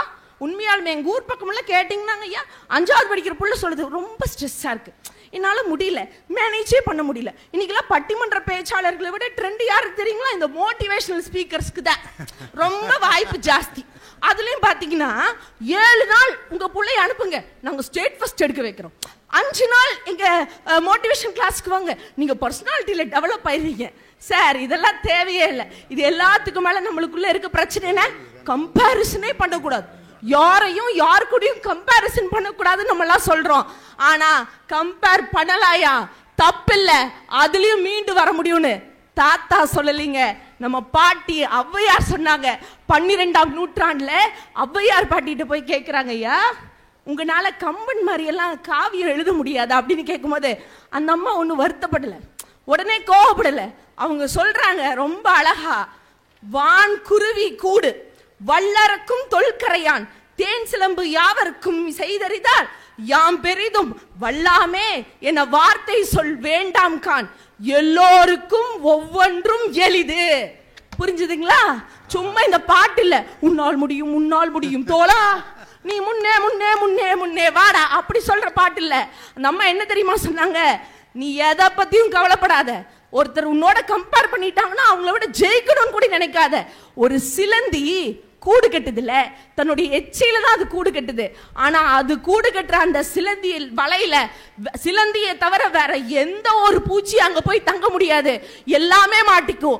அதனால இந்த உலகத்துல பிறக்கக்கூடிய ஒவ்வொரு மனிதனுக்கும் தனித்திறமை இருக்கு, நீ போராடி வா, உன்னால முடியும், கம்பேர் பண்ணாலும் வாழ்க்கையில நீ ஜெயிப்பையா அப்படின்னு சொன்னது எங்களுடைய ஔவையார் அப்படின்னு சொன்னா நிறைவா இந்த ஒரே ஒரு விஷயத்த சொல்லிக்கிறேன். எல்லாரும் பயங்கரமா பேசினாங்க, ஐயன் வள்ளுவரை பத்தி இவங்கெல்லாம் பேசலாமா? அது அந்த பையன் சொல்லிட்டு போறார், 2 அடியில நாங்க எப்படி எல்லாம் கவிதை சொல்லிட்டோம் பாத்தீங்களா சார், நாங்க 1.25 அடி உலகையே அளந்திருக்கோம், நீங்க எல்லாம் பேசலாமா? சொல்லுவோம் இல்லைங்க. நம்ம கொரோனா வந்துச்சுல்லக்கா, கொரோனா வந்துச்சு இல்லைங்க, எல்லா மக்களும் பதபதிச்சு போயிருந்தோம். நான் அதை ஞாபகப்படுத்த விடும்ல, எல்லா கஷ்டமும் நடந்துச்சு.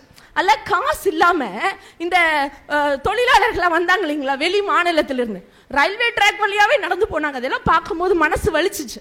காசு இல்லாதவங்களுக்கு அந்த நிலை அப்படின்னா, காசு நிறைய வச்சுட்டு இருந்தவங்க கூடி 1 லட்சம் தரேன் இல்ல 2 லட்சம் தரேன், எனக்கு பெட்டு கொடுங்களேன், ஆக்சிஜன் சிலிண்டர் கொடுங்களேன் அப்படின்னு போய் எல்லாரும் அப்படி கேட்டு நின்னோம். ஆனா டாக்டர் சொன்னாரு இல்லைங்க, எத்தனை காசு இருந்தாலும் கொடுக்க முடியாது அப்படின்னு தானே சொன்னாங்க. அப்ப யோசிச்சு பாருங்க, எத்தனை பேர்த்து இழந்தோம். வறுமையின் பிடியில இருக்கவங்களா இருந்தாலும் சரி, புகழ் உச்சியில இருந்தாலும் சரி, SPB கூட இழந்துட்டுமே அந்த ஒரு நேரத்துல. ஆனா இப்படி இருக்கக்கூடிய ஒரு நிலைப்பாட்டை அப்படியே வச்சுட்டு வள்ளுவர் சொல்றாரு, நம்மளாம் நினைச்சிட்டு இருந்தோம்ல டப்பு மணி காசுதான் பெருசுன்னு.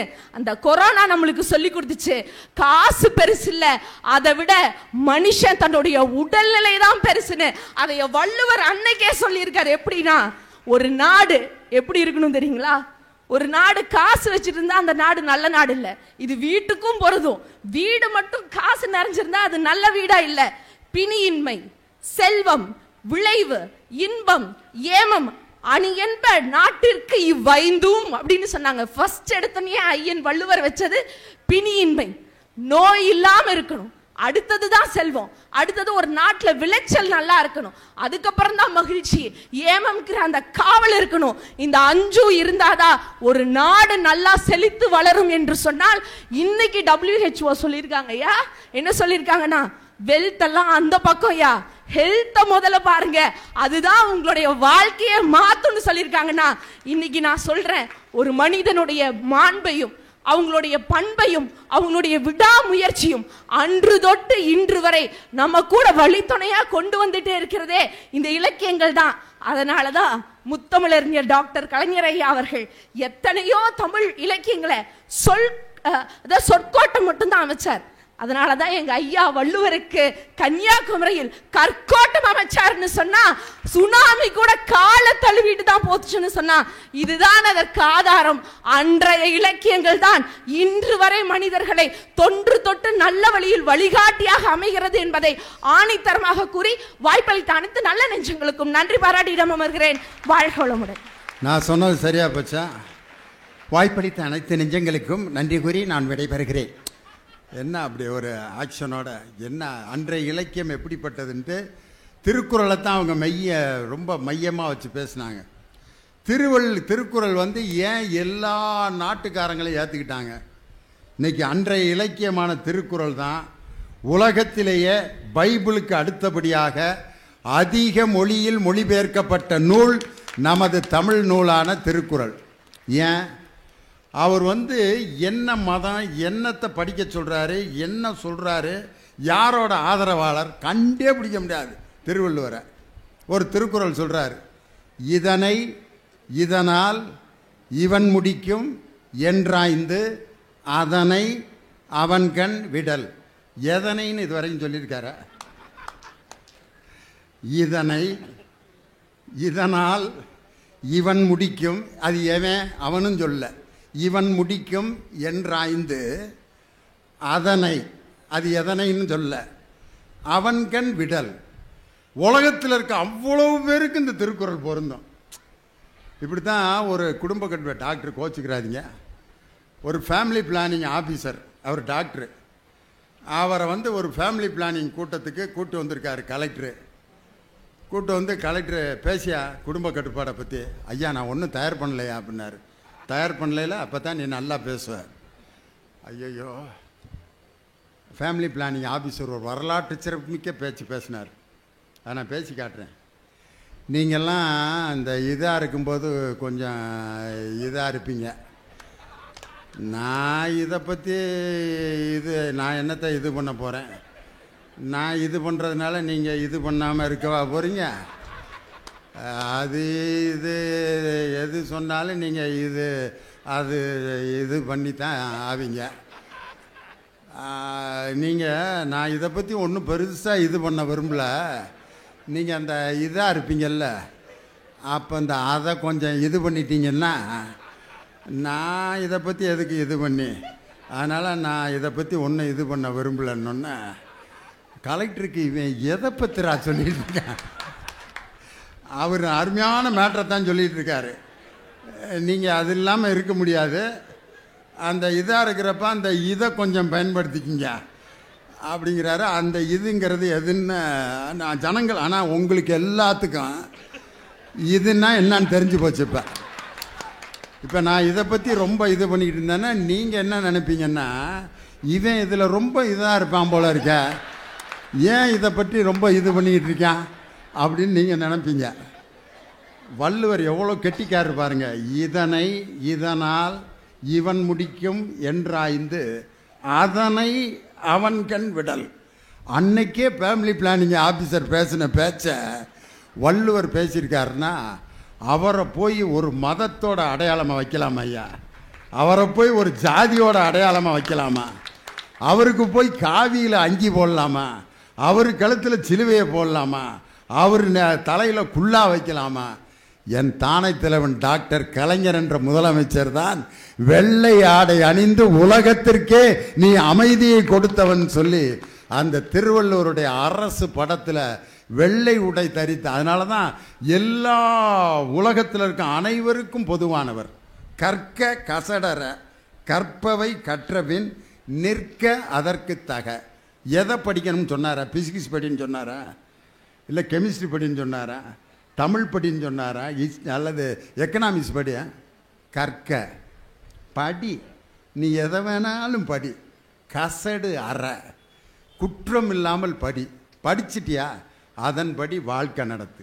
நிற்க அதற்கு தக. உலகத்திலேயே இப்படி 1.5 வரியில ஒரு தத்துவத்தை சொன்ன ஒரு கவிஞன் திருவள்ளுவரை தவிர வேற யார்? இதை நான் சொல்ல, இவங்க 2 பேரும் சொல்லியிருக்காங்க. பாவம் இனியவன் முட்டை முட்டையாக போட்டு வச்சுருந்தார். அது என்ன முட்டை போட்டாருன்னு இப்போ தான் சொல்ல போகிறாரு. வாங்க கவிஞர் இனியவன். இன்றைய இலக்கியம். தஞ்சை புத்தக திருவிழாவிற்கு நடுவர் பொறுப்பினை ஏற்றிருக்கின்ற நல்லதொரு நாயகர், தமிழ்நாடு பாடநூல் கழகத்தினுடைய தலைவர், என்னுடைய பாசத்திற்குரிய அண்ணன் கலைமாமணி டாக்டர் திண்டுக்கலை லியோனி அவர்களே, பேச்சாளர் பெருமக்களே, நரம்பியல் மருத்துவர் டாக்டர் அவர்களே, இந்தியன் வங்கி நம்ம வங்கி என்பதை நிரூபித்துக் கொண்டிருக்கின்ற இந்தியன் வங்கியினுடைய மேலாளர் அவர்களே. இந்தியா தானே இன்னைக்கு உலகத்தில் எல்லாமே. இந்தியாவில் இன்னைக்கு இந்தியா அதுதான். இன்னைக்கு நீ செருமி காட்டி கொடுத்துடாத நான் என்ன பற்றி பேசுகிறேன்ட்டு. நான் நம்ம இந்தியா நாட்டை பற்றி பேசிகிட்டு இருக்கேன். நீ அப்படின்ட்டு நடுவர் அடிச்சு விட்றாரு பாருன்னு காட்டி கொடுக்குறாரு. என்னை வாழ வைத்துக் கொண்டிருக்கின்ற ரசிகர் பெருமக்களை உங்கள் அத்துணை பேருக்கும் என்னுடைய முதற்கண் வணக்கத்தை தெரிவித்துக் கொள்கின்றேன். வழக்கமாக மருத்துவர்கள் ஒரு நிகழ்ச்சிக்கு வந்தால் சென்று விடுவார்கள். ஆனால் மருத்துவர் அருண் அவர்கள் இதுவரை செல்லாததற்கு காரணம் ஒன்று இருக்கிறது. 2 நோயாளிகள் இந்த மேடையில் இருக்கின்றார்கள். அவர்களுக்கு கண்டிப்பாக அறுவை சிகிச்சை செய்ய வேண்டிய காரணத்தினால் பொறுப்போடு அவர் அமர்ந்து கொண்டிருக்கின்றார். அதற்கான மருத்துவ செலவை இந்தியன் வங்கி இஎம்ஐயில் வழங்கும் என்பதை, அதாவது மருத்துவர்கள்லாம் ஒரு நிகழ்ச்சிக்கு வந்தால் பேஷண்ட்லாம் என்னைக்காக வெயிட் பண்ணிகிட்டு இருக்காங்க, நான் போய் பார்க்கணும்பாங்க. ஆனால் இங்கே பேஷண்ட் வெயிட் பண்ணுறதை விட பேஷண்ட்டாக இங்கே பொறுமையோடு அமர்ந்திருக்கிற ஒரு மருத்துவர். அதனால தான் டாக்டர் உட்காந்து கேட்குறாருன்னா உடனே பிட்ட போட்டார். 2 நோயாளிகளை அவர்கிட்ட ஒப்படைக்கிறாரு. நடுவர் அவர்களே, உங்களிடம் ஒரே கேள்வி. நீங்கள் உங்கள் மனைவிக்கு பூ வாங்கி கொடுத்திருக்கிறீர்களா? அப்பன்னா நீ என்ன கேட்குறன்னா நீ மனுஷனா இல்லையான்னு கேட்ட மாதிரி இருக்கு. மனைவிக்கு பூ வாங்கி கொடுக்காத ஒரு புருஷன் இந்த உலகத்தில் இருப்பதை விட இல்லாமல் இருப்பதே மேல். இல்லை, அதெல்லாம் கேள்வியே இல்லை. என்ன? நீங்கள் உங்கள் வீட்டுக்காரமாக்கு டெய்லி பூ வாங்கி தரீங்களான்றது தான் கேள்வி. வாங்கி தர்றேன் எங்கள் வீட்டுக்காரமாக்கு. நீ அடுத்த கேள்வி கேட்குறதுக்கு முன்னாடியே நான் சுதாரிச்சுக்கிட்டேன். வீட்டுக்காரமானா எந்த வீட்டுக்காரமான்னு கேட்பேன். நண்பர்களே, நாம் ஒரு மனிதர் தன்னுடைய மனைவிக்கு தினம்தோறும் பூ வாங்கி கொடுப்பது மனைவி மீது பாசம் மட்டும் அல்ல, பூக்காரி மீது பாசம் இருந்தாலும் வாங்குவார். இப்போ தஞ்சாவூரில் நான் பூ வாங்கி கொடுத்தேன் என் ஒய்ஃபுக்கு. பூக்காரி இல்லை, ஒரு பூக்காரர்கிட்ட தான் வாங்கினேன். அந்த அரண்மனை வாசலில் ஒரு வண்டியில் ஒரு ஆம்பளை தான் விற்றுக்கிட்டு இருந்தார். ஏன் இப்படி குடும்பத்தில் குழப்பத்தை உண்டு பண்ணிக்கிட்டு இருக்க? என் மனைவிக்கு பூ வாங்குறத அந்த பூக்காரிகிட்ட வாங்கி வாங்கி தான் நான் கொடுக்குறேன்னா. பாவ மன்னிப்பு கேட்கிறார் நடுவர். அந்நியார் அவர்கள் மன்னிப்பார்கள் நினைக்கின்றேன். ஆனால் நாளை எப்படியும் புயல் கரையை கடக்க வேண்டும் என்று எல்லாம் வல்ல இறைவனை வேண்டிக் கொள்கிறேன். இருக்கவே இருக்கு. நீ சொன்ன டெக்னிக் பூ தான். ஒரு முளத்தை இன்னொரு முளம் சேர்த்து வாங்கி கொடுத்துட்டா முடிஞ்சு போச்சு, அவ்வளோதான். பூக்காரி மீது நீலாம் ஜூனியரியா, உனக்கு இதெல்லாம் தெரியாது. பூக்காரி மீது அதிகம் பாசம் வந்தால் 2 முழம் எக்ஸ்ட்ரா வாங்குவது சகஜம்தான். விடமாட்டான் போல இருக்க அந்த பூக்காரிய. நான் விட்டாலும் நீ விடமாட்ட போல இருக்க.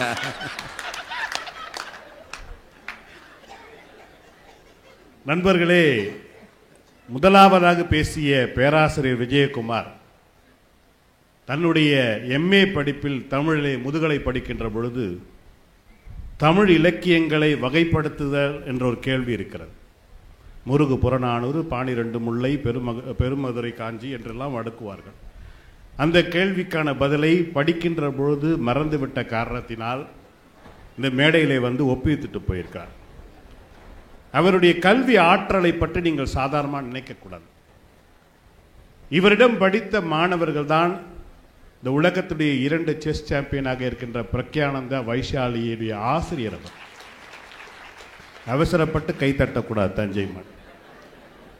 ஏன் அவர்கள் செஸ் விளையாட்டிற்கு போனார் என்று சொன்னால், இப்படி பாடம் நடத்தினால் எவன் அந்த வகுப்பில் உட்காருவான், இதுக்கு விளையாடவே போலான்னு போயிட்டாங்க. அதனால அவர் ரொம்ப உணர்ச்சி வசப்பட்டு எல்லா மாணவர்களும் நல்ல நிலைமைக்கு எப்படியா வருவேன். என்கிட்ட படித்த ஒரு மாணவர் தான் கரூரில் எஸ்பியாக இருக்கார். இன்னொருத்தன் நான் ஒரு புரோட்டா கடையில் புரோட்டா திங்க போனேன், மாவு பணஞ்சிக்கிட்டு இருந்தேன். எல்லாத்துக்கு முன்னாடியும் சொல்கிறேன், சாப்பிட்ட தான் நான் படித்தேன் அப்படின்ட்டு. அந்த தின்னுட்டு இருக்கவங்களாம் இவர்கிட்ட படித்தா அப்படின்னா மாவு பணையாமல் நீ என்ன செய்ய. எல்லோரும் என்னை நக்கலாக தான் பார்த்தேன். எல்லா பேருக்கும் ஒன்றா தான் பாடம் நடத்தினேன். ஒருத்தன் எஸ்பி ஆகிட்டான், இன்னொருத்தன் வந்து மாவு பணைஞ்சிட்ருக்கேன். அதுக்கு நானாக பொறுப்பு. என்ன பண்ணது, அது வாத்தியார்களுக்கு நல்ல மாணவனை பார்த்து சந்தோஷப்பட வேண்டியதுதான். இருந்தாலும் அவன் திருடாமல் புரோட்டா கடையில் வேலை பார்க்குறான் பார், அதை வச்சு நான் வந்து லியோனியோட மாணவன் சந்தோஷப்பட்டுக்கிட்டேன். நடுவர் அவர்களே, எனக்கு முன்னால் பேசிய அருமைக்குரிய தங்கை திருக்குறளை தப்பாக படிச்சிட்டாங்க.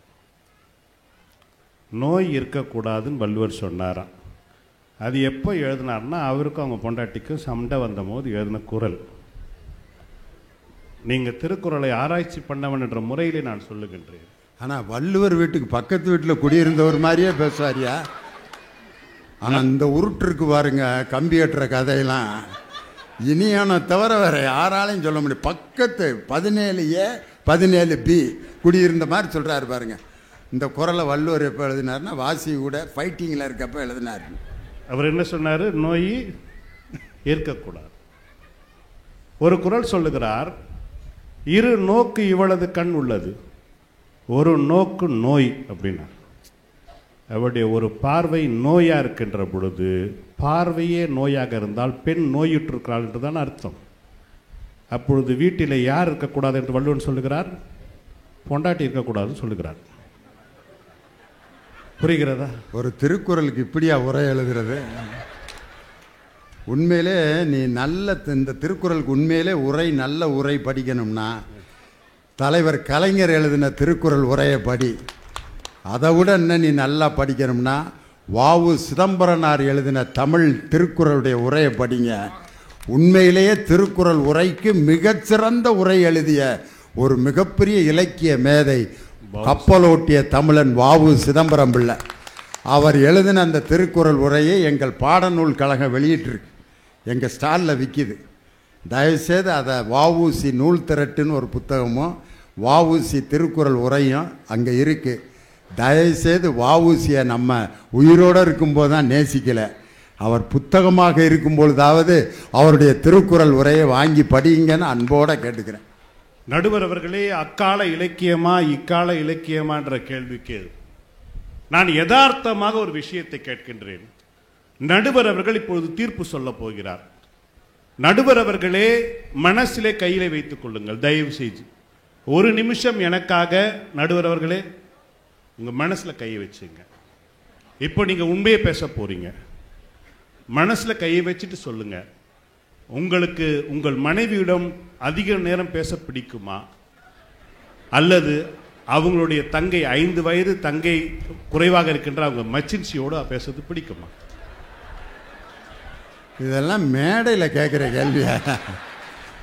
ஏயா, தஞ்சாவூர் மக்கள்கிட்ட நான் ஏதோ நல்ல பேர் எடுத்துகிட்டு போகலாம்ட்டு இருக்கேன்.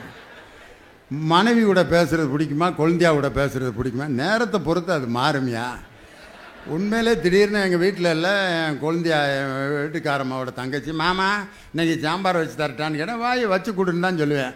அதெல்லாம் முடியாது, என் மனைவியின் சாம்பாரை மட்டும்தான் நான் சாப்பிடுவேன் அப்படின்னு நான் ஒரு காலம் என்ன சொல்ல, எங்கள் அன்னபூரணி மாதிரி அது, எங்கள் அம்மா மாதிரி அது என் குழந்தையா எனக்கு. இதுதான் உருட்டு. 80 வயசு தாத்தா கிட்ட கேட்டாலும் கூட இருக்கிற 75 வயசு பாட்டியை உடைய, அதை விட 10 வயசு குறைவா இருக்க 65 வயசு குழந்தையாகிட்ட பேசுறது தான் பிடிக்கும். தாத்தாவுக்கு தெரியும் அக்கால இலக்கியத்தை விட இக்கால இலக்கியம் கொஞ்சம் புதுமையாகவே இருக்கும். நடுவர் நம்ம நாட்டில் தான் இந்த கொழுந்தியா மாமா மச்சான் நந்து பண்ணுறது நக்கல் பண்ணுறது. கொழுந்தியா வந்து அப்படித்தான் பேசினேன். அதுக்கிட்ட போய் யாதும் ஊரே யாவரும் கேளீர் தீதும் நன்றும் பிறர வார நான் பேச முடியும் என் கொழுந்தியாள்கிட்ட. என்ன சாந்தி, என்ன கறி ஏதாவது செஞ்சு கொடுக்குறது? ஆமாம் எங்கள் அக்கா இருக்குல்ல, அப்புறம் என்ன அப்படின்னு. நான் குழம்பு வச்சு கொடுன்னா உடனே எங்கள் அக்காட்ட ஏன் போனேன் அப்படின்னு, இந்தா வச்சு தரேன் மாமா, இவ்வளோதான், வேறு ஒன்றும் பிரச்சனையெல்லாம் இல்லை, இவ்வளோதான். ஆனால் அதில் இருக்க சுகம் இருக்கே கொழுந்தியாவோட உனக்கெல்லாம் எங்கேயா தெரிய போகுது? அது நீலாம் அதை அனுபவிக்கிறதுனால தான் அதை தப்பாக பேசுகிறேன். நீ நடுவர் அவர்களே, அது என் குற்றம் அல்ல, என்னுடைய மாமனார் குற்றம். நடுவர் அவர்களே, ஆரம்பத்திலே மருத்துவர் அருண் அவர்கள் கதை சொன்னார். ஏன் இந்த சமூகத்திலே கதை சொல்ல வேண்டும்? கதை சொல்லாமல் போனதால் இந்த சமூகம் குட்டி சுவராக இருக்கும். நீங்கள் உங்கள் இலக்கியங்கள் எல்லாம் நான் குறைத்து மதிப்பிடவில்லை, ஆனால் நீங்கள் எளிமைப்படுத்தியிருக்கிறீர்களா? இவ்வளவு கரடுமுடான வார்த்தையை அவர் ரொம்ப சின்ன விஷயமா சொன்னார். ஒரு கோல்டு ஃபிஷ், ஒரு ஷார்க் ஃபிஷ். ஏன் அந்த வார்த்தையை அவர் பயன்படுத்த வேண்டும் என்று சொன்னால், இங்கே இருக்கிற குழந்தைங்களுக்கு அவனுக்கு சொரா மீன் என்று சொன்னால் புரியாது, தங்க மீன் என்று சொன்னால் புரியாது. அவனுக்கு ஷார்க் ஃபிஷ், கோல்டு ஃபிஷ் சொன்னாலும் அவனுக்கு புரியும். சார், ஒரு பொண்டாட்டி பிடிக்காம ஒருத்தன் கொண்டுட்டான், ராத்திரி கொண்டு போய் புதைச்சிட்டான். பையனுக்கு அம்மாவுக்கு அவ்வளோ பாசம், அம்மா அம்மா அம்மான்னு குட்டி பையன் சுற்றிக்கிட்டே இருப்பான். காலையில் எழுந்து பார்க்குறான், பையன் எழுந்தான், அவன் பாட்டு குளிச்சான், ஸ்கூலுக்கு போயிட்டான், திருப்பி வந்தான், விளையாடுனா, திருப்பி இது பண்ணிட்டு இருக்கான். புருஷன்காரனுக்கு பயம் வந்தது, போனவன் ஒரு வார்த்தை கூட கேட்கலையே, அம்மா எங்கன்னு கேட்கலையே. 2வது நாள் விளையாடுறான், 3வது நாள் விளையாடுறான், நார்மலாகவே இருக்கான். 4வது நாள் இவனுக்கு பயம், குற்ற உணர்வு இல்லையா, மனைவியை கொண்டுட்டோம், மனைவி என்பதை விட அவனை அம்மாவை கொண்டுட்டு இருக்கோம். இவனுக்கு எந்த ஒரு சலனமும் வரல, எங்க போலீஸ்ல போட்டு கொடுத்துருவானான்னு மெதுவா கூப்பிட்டு கேட்டான், தம்பி ஏதாவது சேஞ்சஸ் தெரியுது அப்படின்னா. ஆமாப்பா அப்படின்னா. தூக்கி வாரி போட்டுது. என்னடான்னு தெரிலப்பா, என்னவோ தெரில, 3 நாள் அம்மா உன் முதுகு பின்னாடி தான் எட்டி பார்த்துருக்குது, ஏன்னு தெரிலன்னா. சார், இதை உடைய தாய்ப்பாசத்தை உலகத்தில் எளிமையாக சொல்வதற்கு கதைகளை உங்களால் தேடி தேடி கண்டுபிடிக்க முடியாது. நீங்க சொல்றீங்க இல்லையா, அவ்வை சொன்னால், எனக்கு ஒரு கன்ஃபியூஷன் இருக்கு. அவ்வை என்ன சொன்னால், ஏற்பது இகழ்ச்சின்னு சொன்னா, பிச்சை எடுக்காதன். 2வது வார்த்தை சொல்றா, ஐயமிட்டு உண். இப்ப நான் எதை பண்ணணும்? இப்போ நான் ஐயமிட்டா ஒருத்தன் ஏற்பான் இல்லையா?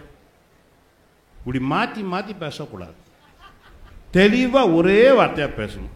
அதுக்கப்புறம் சொல்றாங்க, பிச்சை புகினும் கற்கை நன்றி. இப்ப நீ என்ன பண்ண சொல்ற? நீங்க ஒரு போன வாரம் சிஏ எக்ஸாம் ரிசல்ட் வந்தது பாத்தீங்களா?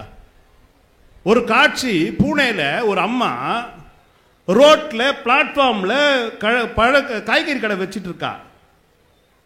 இந்த பையன் வந்துகிட்டே இருக்கான், பிளாட்ஃபார்ம்ல உட்கார்ந்துட்டு காய்கறி விற்கிறா. புருஷன் இல்லாத ஒரு பெண் உட்கார்ந்து கூவி கூவி வித்துட்டு இருக்கா. எழுந்து அந்த பையன் வந்து நிக்கின்னு பார்க்கறான். நிக்கின்னு அந்த அம்மா பார்த்துட்டு கேட்கறாங்க, என்னடா அப்படின்னா. அம்மா பாஸ் ஆயிட்டம்மா, உன் புள்ள சிஏமானம். இந்த தாய் அவ எழுந்த வேகத்தை பார்க்கணும். என்ன சுனாமி வெங்காயம் வெள்ளை பூண்டு. அவ எழுந்து போய் அவளை கட்டி பிடிச்சி குலுங்கி குலுங்கி அழுகிறாள். அந்த அழுகை என்பது அந்த தாயின் இந்த சமூகத்தால் திணிக்கப்பட்ட அவமானம், அவச்சொல் எல்லாத்தையும் தாண்டி நின்றுட்டம் படுறா, என் பிள்ளை தூக்கி நிறுத்திட்டம் படுற அந்த சமூகத்தில் சொன்னா பார்த்தீங்களா? நீங்க அப்படி ஏதாவது ஒன்று சொன்னீங்களா சார்?